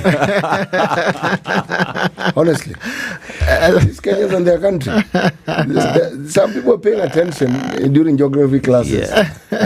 And the geography class was not in medical school. It was much, much earlier. Yeah. I was saying Somalia should have the longest coastline. It doesn't. Madagascar. Oh, really? Remember, it's an island. All right. So it would have a longer coastline. Yes, for sure. yes, because the if I could It's just an give the island. figure since you've mentioned it, 3,333 kilometers. That is the coastline of Somalia. But if you were to ask Madagascar, yes, brother, it is infinitely much longer than that one. That's the good life. The entire country is a coastline. The entire, you've got it. Yes. The entire country is a coastline. Yes. Now, our proverbs for this week are in the Kiswahili language, which is our national language. Mla chake, mwenziwe na chake uliwa. You have to come back again. Mula chake. Let me speak Swahili which you'll understand. Yule ambayo anakula yake. Is that what you've understood? Okay, good. That's mla chake. Mwenziwe na chake uliwa. Mla chake mwenziwe na chake uliwa. This one city No. You, by the way, this one there's no get out of jail. Mla chake mwenziwe chake uliwa. Anayekula cha mwenziwe na chake pia uliwa. But I thought the first part was mla chake is eating his. Ama she's eating yake. Yes. Mwenziwe. Focus on mwenziwe. Oh. So any class was a bit of a problem, wasn't it? The classes were... So now you see, to get into medical school, you just need English, you know. You know that should change. Anachoma. What happens if in your TZ? So how do you explain to your patients when the patient says no one or two, but you tell them your appendix is and your tumeangalia, tumekagua, and then what do you say? You have kidney So I stones. look for the Swahili word for appendix. So you have a Kiswahili English Kamusi. dictionary with you. Ngoja kidogo. Hii appendix ni Kale ka nini. ambayo inafanya nini? City, this is a massive jail you have put me in. Anayekula cha mwenzake pia yake uliwa. That's what. Yes. So tell me, what does that mean? I think my understanding is what goes around comes around. And you're giving up and you've understood it. What goes around comes around. Yes. Maybe even with interest. Yes, it does. It usually comes compounded, actually. Yes. Compound interest. And if you get biblical on it, Yes. it's generational. Yes. And when you have the Kenyanness in it. Cost of living high. Yes. And sindio hiyo? Yes, absolutely. Yeah. Daktari. Yes. We talk about SHA. Yes. And the issues surrounding SHA now. We talk about the payment disbursement, and it has been a major problem, especially with hospitals saying we've not received payment. That is, even the payments that we have, there are those who've been favored, and us, we're getting little or we're not getting anything at all. What's up? It's an interesting mix of issues. The knowledge I have regarding this issue is that I am beginning to be more convinced every day that we have a design issue. Okay. And we did talk about this potential design problem immediately the idea of SHA was mooted. As soon as we got access to the proposed documents, what the reform would look like, if you looked at it keenly, you could see that there was an idea to have a two-tier healthcare system. And just to explain, so before, we just know we have level 2, 3, 4, 5, 6. Okay. These are hospitals. And what Kenyans maybe don't understand is that your level 2 is what you'd call your dispensary. Okay. And then, so they don't have wards. They might have an emergency room or a waiting room. But you can't be admitted. But you'll not be admitted. So they are usually community level. They deal with what you'd call minor ailments or follow-up of patients who are stable. It is a facility that you would find in most of our wards, our villages, our small villages, level 2. Level 3 is your health center. Your health center is usually typically much larger, and their key strength would be taking care of women and children. So the maternity services, the child services, immunization, you will definitely find a maternity wing where women can deliver, and some of them, depending, because now we have level 3A and 3B, depending on the class, some of them actually do have even a theater. But the theater would then be limited to delivering children. So that's your health center. Then you have your level 4 hospital, which a long time ago, CT, used to be called the district hospital. Yes.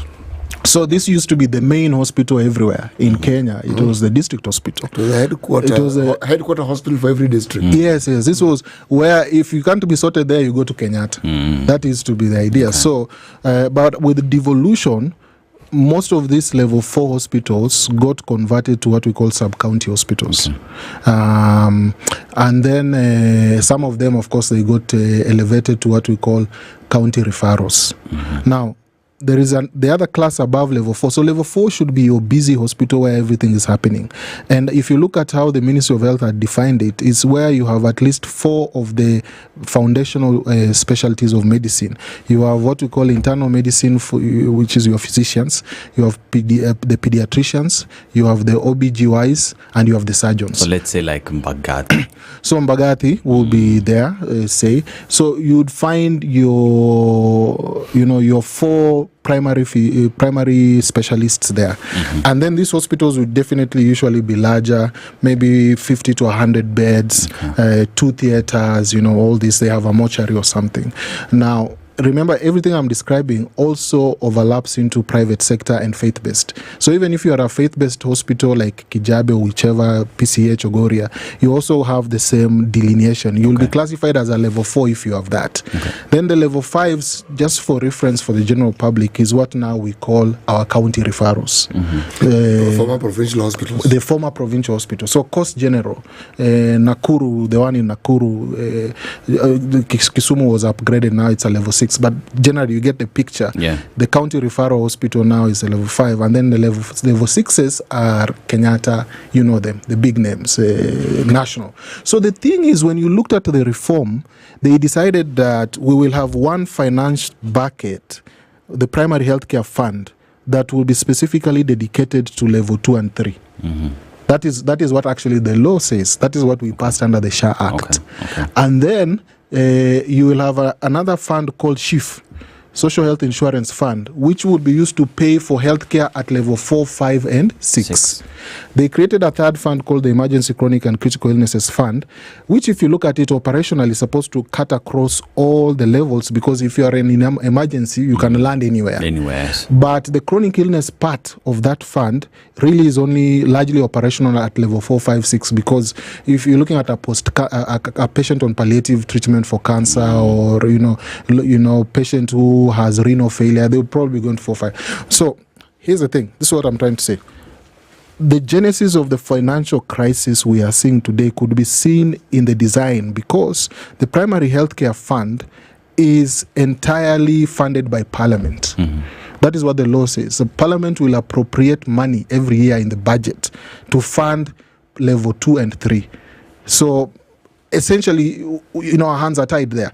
And then now your contributions, the ones Kenyans have been saying, hii pesa inaenda wapi, this 2.75%, that is going to the SHIF fund, which now is operational at level 4, 5, and 6. What we know, even from the history of NHIF, and this is why we are warning the government that you are falling into the same trap that collapsed NHIF. What we know from the history was that contributors, Kenyans, you and I, people who get chopped off on their pay slips or they make voluntary contributions, were quite, forget the voluntary ones, especially pay slip workers, were quite consistent in making contributions, because what would you do? You don't have an option. So they just chop. They deducted your pay as you earn, and every other thing. Yes. They chopped off that one also. It gets chopped off, and employers were fined reasonably high amounts of money for failing to remit NHIF in time. So that sector was very consistent in paying. Now, people ask, why did NHIF fail? NHIF was failing because government agencies, ministries, departments, when they chop off the money from their employees' salaries, they are under no duress to remit. So you just look at these parastatals, these ministries, they are sending the employees pay slips saying, tumekata payee, what. And even KRA has the same issues with them, because income tax, a lot of them didn't remit. Pensions have never been remitted for many years, and so was NHIF. So now, we are now back in that situation today, because one, Parliament appropriated a measly 4 billion shillings for primary health care for this financial year. A measly 4 billion shillings. And when we protested, we were told, you are putting the cart before the horse or the donkey. We don't know how many people have registered, so you wait. When we see how many people are registered, we'll go to Parliament and ask Parliament to give us more money. Of course, that is not going to work that way. Now, we now have a financial crisis at the lower level, where 75% of Kenyans seek care. So your level 2 and 3s are the ones who serve everyone. And they are the same ones. But the data as to who it is who goes to level 1 to 3 exists. Yes, the numbers exist. And so you know exactly what to expect. Yes, exactly. So that logic that you just mentioned, they were saying that wait for people to register, that doesn't... It flies in the face of the data. Yes. It looked like a convenient way to not make a commitment. Yes. So where are we today? The situation where we surveyed hospitals just to find out since 1st of October, this quarter, to end of December, how have you been doing financially now that we are fully in SHA? And what we found out is that for the hospitals which are contracted, 58% of them told us they have not received even a single payment, even one. So this flies in the face also of the statements, the public statements that are being, you have seen a lot of them, we've paid 7 billion, we paid 9 billion, we paid 12 billion. Who was it paid to? It's a question, because you see 12 billion is serious money. My friend, it's a lot of money. If you pour that money into a group of just 5,000 hospitals, you can just do simple division if everybody was to get equally. It's a lot of money.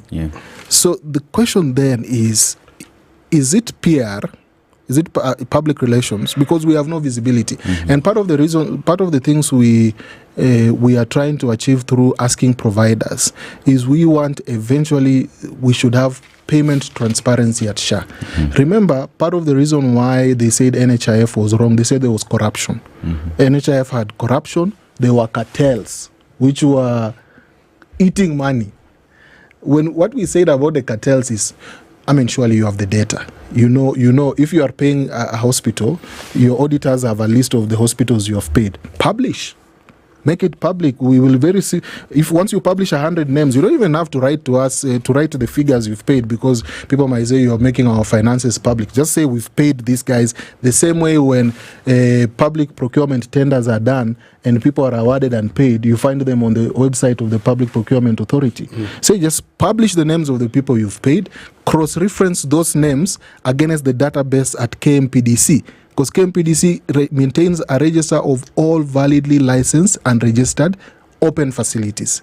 So if you say you've paid Brian Lishenga's hospital, KMPDC can quickly tell you that's a fake hospital if it doesn't exist. It doesn't exist, yes. You know, so what we are trying to say about this is, let's not have public statements saying, hey, since November, we've paid 7.3 billion. And then when you ask the hospitals, have you gotten money? Close to 60% tell, we are not seeing it. If you ask Kenyans, are you being asked to pay out of pocket when you go to hospital? Kenyans are telling you, yes. In fact, today morning, I have been asked to pay. And when you break down the data granular, what do you find? You find, for instance, 67% of primary care hospitals, the level 2s and 3s are telling you, they are saying, ata peni hatujaona. And then this is why, and I've been getting a lot of calls from ministry people saying, you guys are fighting reforms. We are not fighting reforms. We have always said as hospitals, it is in our best interest for SHA to work and in the interest of Kenyans, because if it doesn't work, what do we have? Yeah. Now, when you look at it, 67% haven't been paid. But when you break it down, you even see there's a difference between private hospitals and faith-based hospitals. So the private hospitals, 81% of level 2s and level 3s, they're even worse off. Are worse off. The faith-based organizations are not really any better, because about 58% of them also say they haven't been paid. Now, this is the pushback we are getting. After we publish this data, which by they also include Ministry of Health facility, even public facilities also participated in the survey, and they also said they are suffering. When we publish this data, now the discussion is no longer about whether we have paid you guys or not. Now they want to see what was your sampling methodology. Now they are, in fact, I am feeling like very soon we might be summoned to appear before an organization like Kenya Bureau of Statistics or somebody to say, okay, can you explain? We have pushed back, told them, it's not about RUFA or whoever publishing a survey. You as SHA have the data of who you are paying. The CEO of SHA wrote a memo 2 days ago and said, I have paid 5,000 hospitals. Which hospitals is the question? 5,000 hospitals. Now, we as hospitals know that the total number of contracted hospitals is 3,994. So, that kind of stuff is very dangerous, because we will quickly ask him, who are these other 1,000 who are not contracted that you have paid? Now, let's take a short commercial break. We come back and go deeper into this survey, and also just get to understand how all these issues with regard to payment of funds to hospitals is affecting access to healthcare for Kenyans. Absolutely.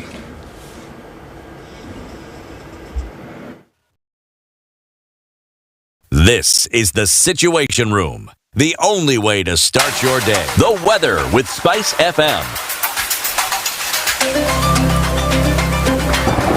And the weather this morning, we start with Nairobi, the city under the sun, highs of 26 degrees and lows of 14 degrees.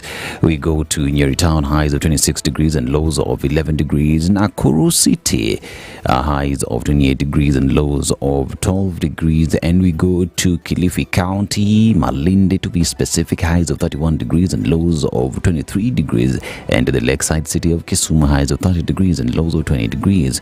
Now across the borders, to Mogadishu, Somalia, highs of 30 degrees and lows of 23 degrees.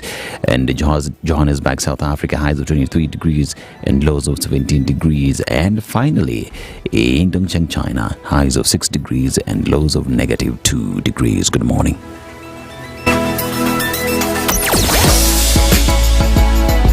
Sugar and spice and everything nice. SpiceFM. Spice up your life.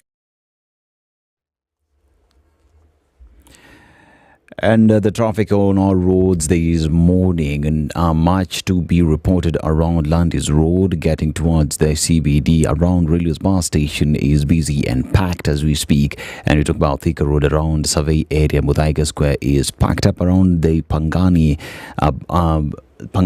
area. Muranga Road is packed up as the roads head towards the CBD. But we talk about Waiyaki Way, nothing much to report as you come towards Villarosa Kempinski. Nothing much to report there. But we talk about Mombasa Road as well. From Lolongo all the way to the CBD is flowing. And Langata Road as well is flowing. Raila Odinga Road seems to have a little bit of traffic there. Be careful as you access that road. Ngong Road as well is moving a little bit slow at the moment, but nothing much to report about. All the bypasses are working and moving smoothly. The southern bypass is open. Those who are not aware that it has been opened, well, now you can use it. Good morning. Mature, intelligent talk every morning. Spice up yourself.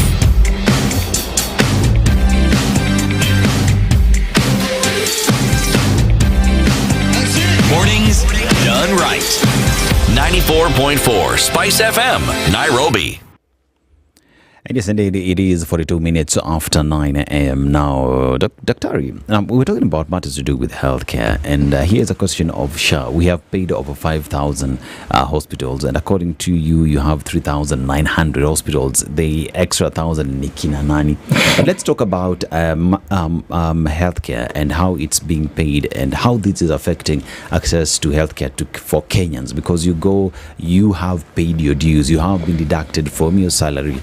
You go to hospital and you're told you need to pay from pocket. I don't have that money. Just how dire is the situation for Kenyans to access healthcare in these hospitals? Okay, so we had one of the survey questions we asked was a simple question. We asked hospitals, straightforward question, are you in financial distress? It was a yes or no, no other choices. I'd just like to backtrack a little bit. Yes, so that when you give that information, it makes sense. Who are which hospitals or which groupings of hospitals did you collaborate with?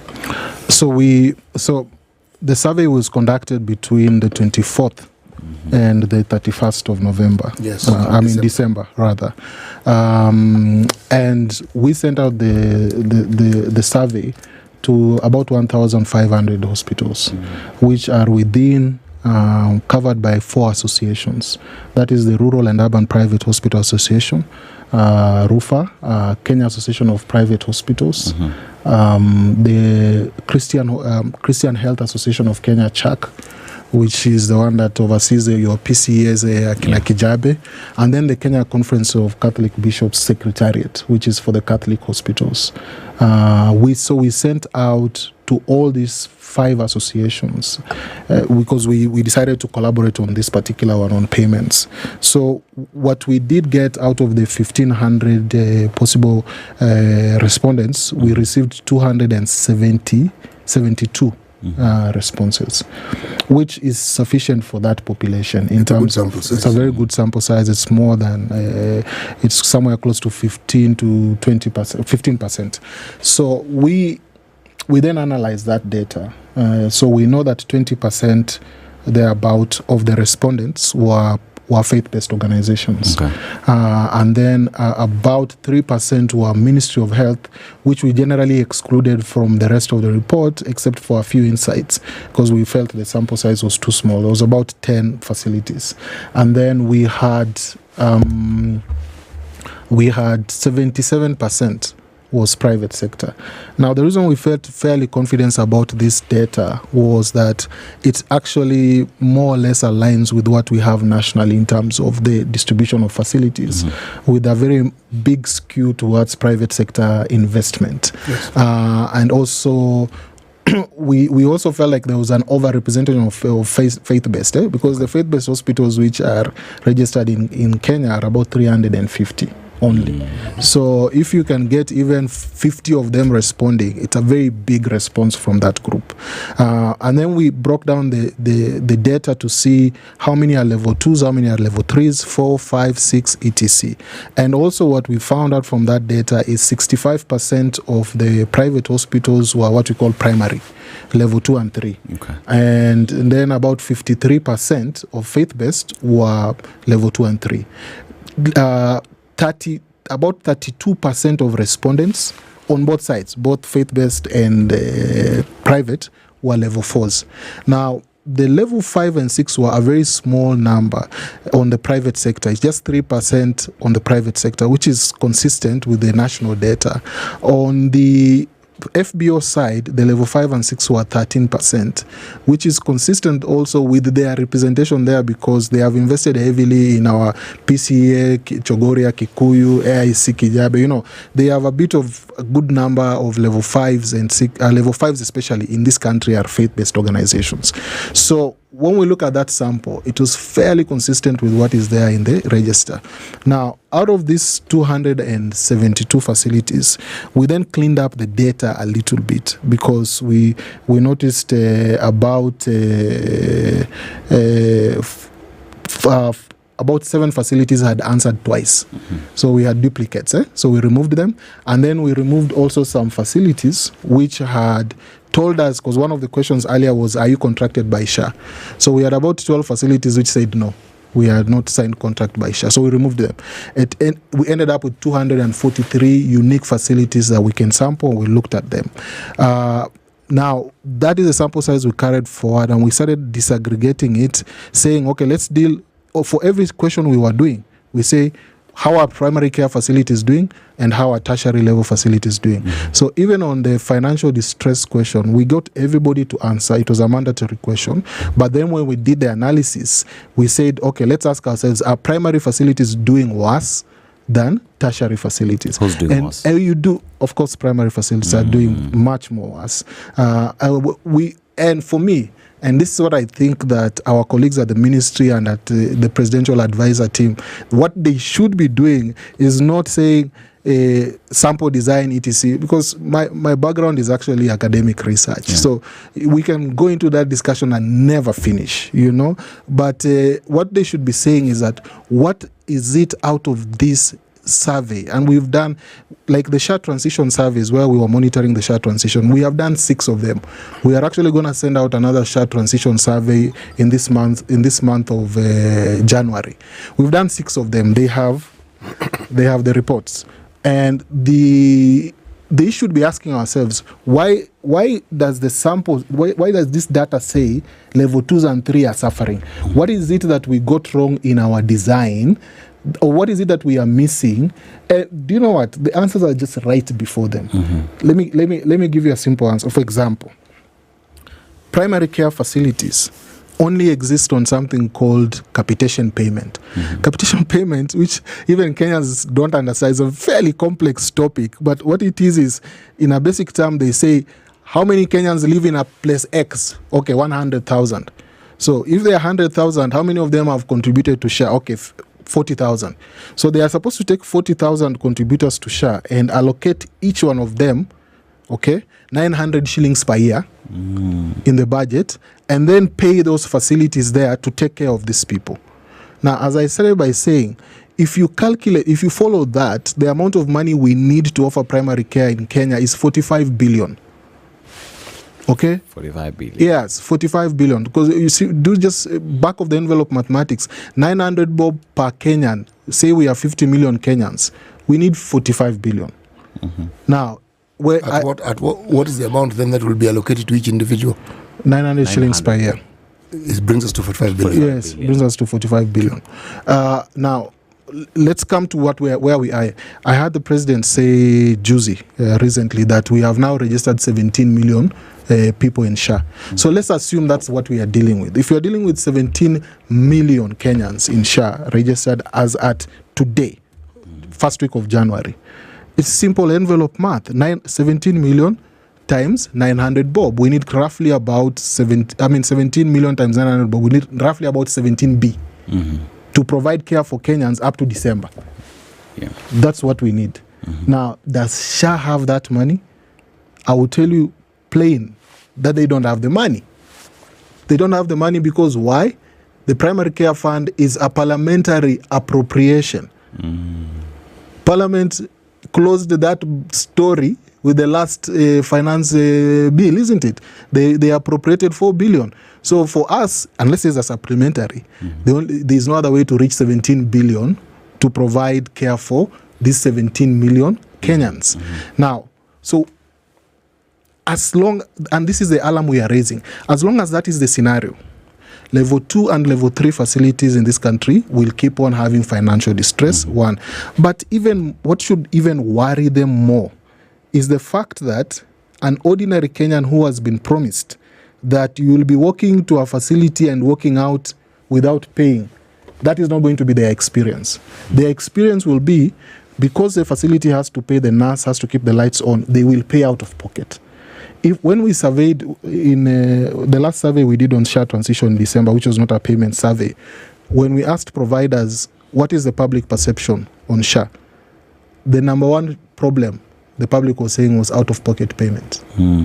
Out-of-pocket payment. So we went further and asked providers, how many of you are charging? And this is a very sensitive question. Imagine asking a provider to disclose that they are charging people out of pocket. But they were gracious enough and responded. And I even believe that data was more mild than it should have been. About 60% of hospitals said every single patient who walks in has to pay. They have to pay. Then we asked them, why are Kenyans paying? Why ask them to pay? And we found that there were multiple reasons. Of course, some of them are not registered by SHA. Some patients actually just were saying we don't want to register. Let me just pay cash and go. Others were technical issues because the way the system is designed now, you have to get a one-time PIN on your phone before the hospital can process you. You are there 3 hours later with a child with a fever. The PIN hasn't arrived. Of course, the mom will say, okay, kwani ni pesa ngapi? See, I just pay this, I go. I'm waiting for this PIN, is not coming. But deeper under that were hospitals saying, if I have nurses who are asking me to give them one of the wards walale hapo because landlord amefunga nyumba. There are hospitals who are telling us we send patients across the street to the chemist to pick drugs because we don't have the drugs, we don't have the supplies. And the reason why we don't have this is we don't have money. Now, the ministry people would argue that why are hospitals complaining at a SHA ijaanza that time? But they forget another elephant in the room. It is called NHIF arrears. Money that these hospitals were paid, were owed by NHIF over years. I mean, I know of a public hospital, let me say, mention his name, that is owed 1 billion shillings by the defunct NHIF since 2017. The only reason why that hospital is still running is because taxes pay the salaries of their workers. If it was a private sector hospital, that one we would have auctioned it. Yeah. Now, some people even thought that these hospitals, za makanisa, they get sadaka. Yeah. So maybe they are not under distress. Yeah, people argue like that our these faith-based hospitals, they are collecting tithe. But even if that is the case, that is not the discussion. It's a diversion. Yes. It's totally diversionary. If you have a new system and you refer to what is often called teething problems, everything you described, would it fall into the category of what we would call teething problems of a new system? Yeah, so it's a mix of things. One, there's teething problems, but others are, if I use Kiswahili, which is not my mdomo, others are mwiba wa kujidunga. So some of them are problems you could have predicted will happen. Or maybe they were seen, because in designing something of this sort, and you already have a system that you can learn from, if this is what we're dealing with and we had a system that we supposedly learn from, then did we learn anything from the previous system which we said had problems? Because these problems seem to be more than the problems we had before the system. And that's why I asked whether these are just teething problems, because they're thinking behind it, and when we look at what it is that they're saying, one could say, yes, it looks like it's a good thing. But now, the issue of it actually working, what we normally call implementation. I was reading the article that spoke of the survey that you did. And one of the things that was mentioned, that 40% of people who were surveyed, 40% claimed that they had actually received payments from the defunct NHIF. They received. They got, yes, 40%. 40%.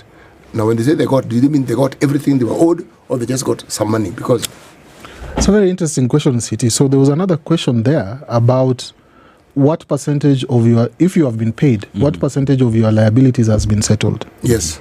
And do you know what we got? The vast majority of them said less than 10%. Vast majority. And that figure was worse the lower you go. In other words, if you have a smaller hospital, you are more likely to receive less money than if you have a larger hospital.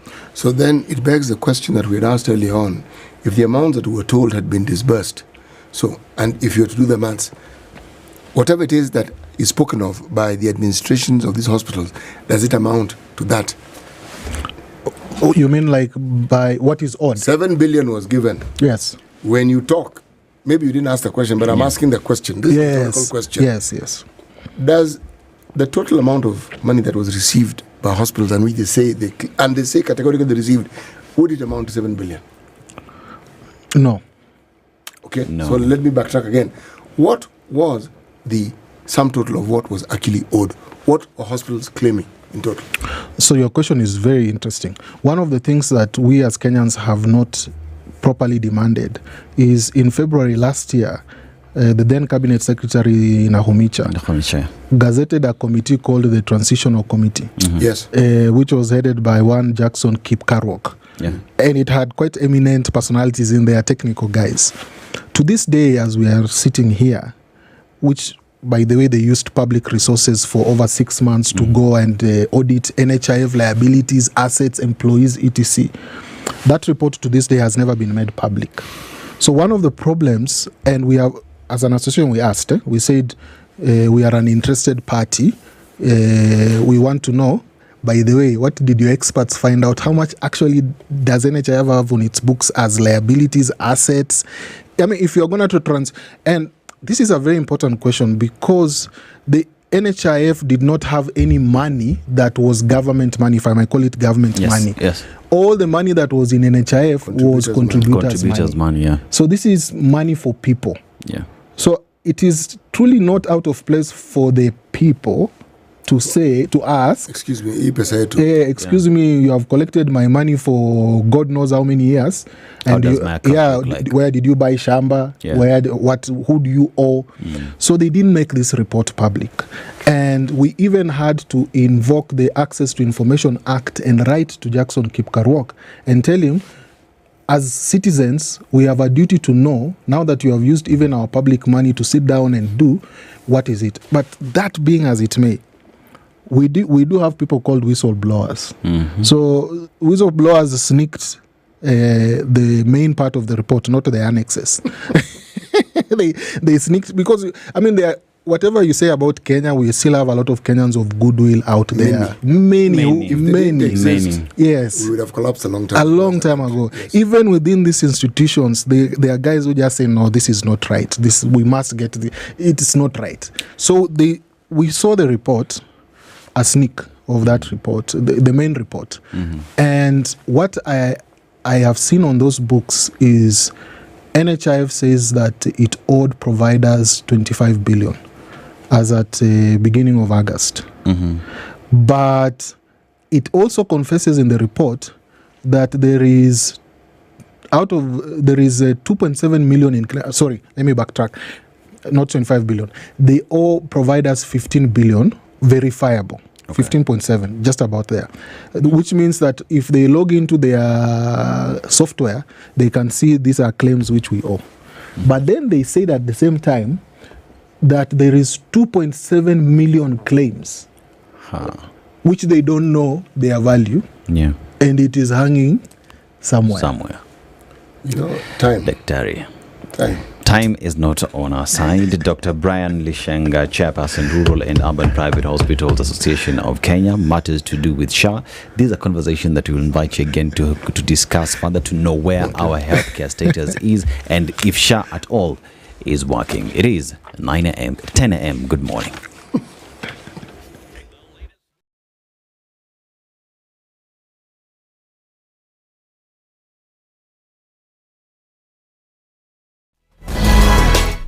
Good morning, this is the news. Why, I'm Leah Ubaga. 2 people have died and 1 person was injured after a tragic road accident near Siape Bridge in Narok County. The incident involved a lorry and motorcycle ridden by 25-year-old Leonard Ntoika, who was carrying 2 pillion passengers. Police say both the lorry and the motorcycle were traveling to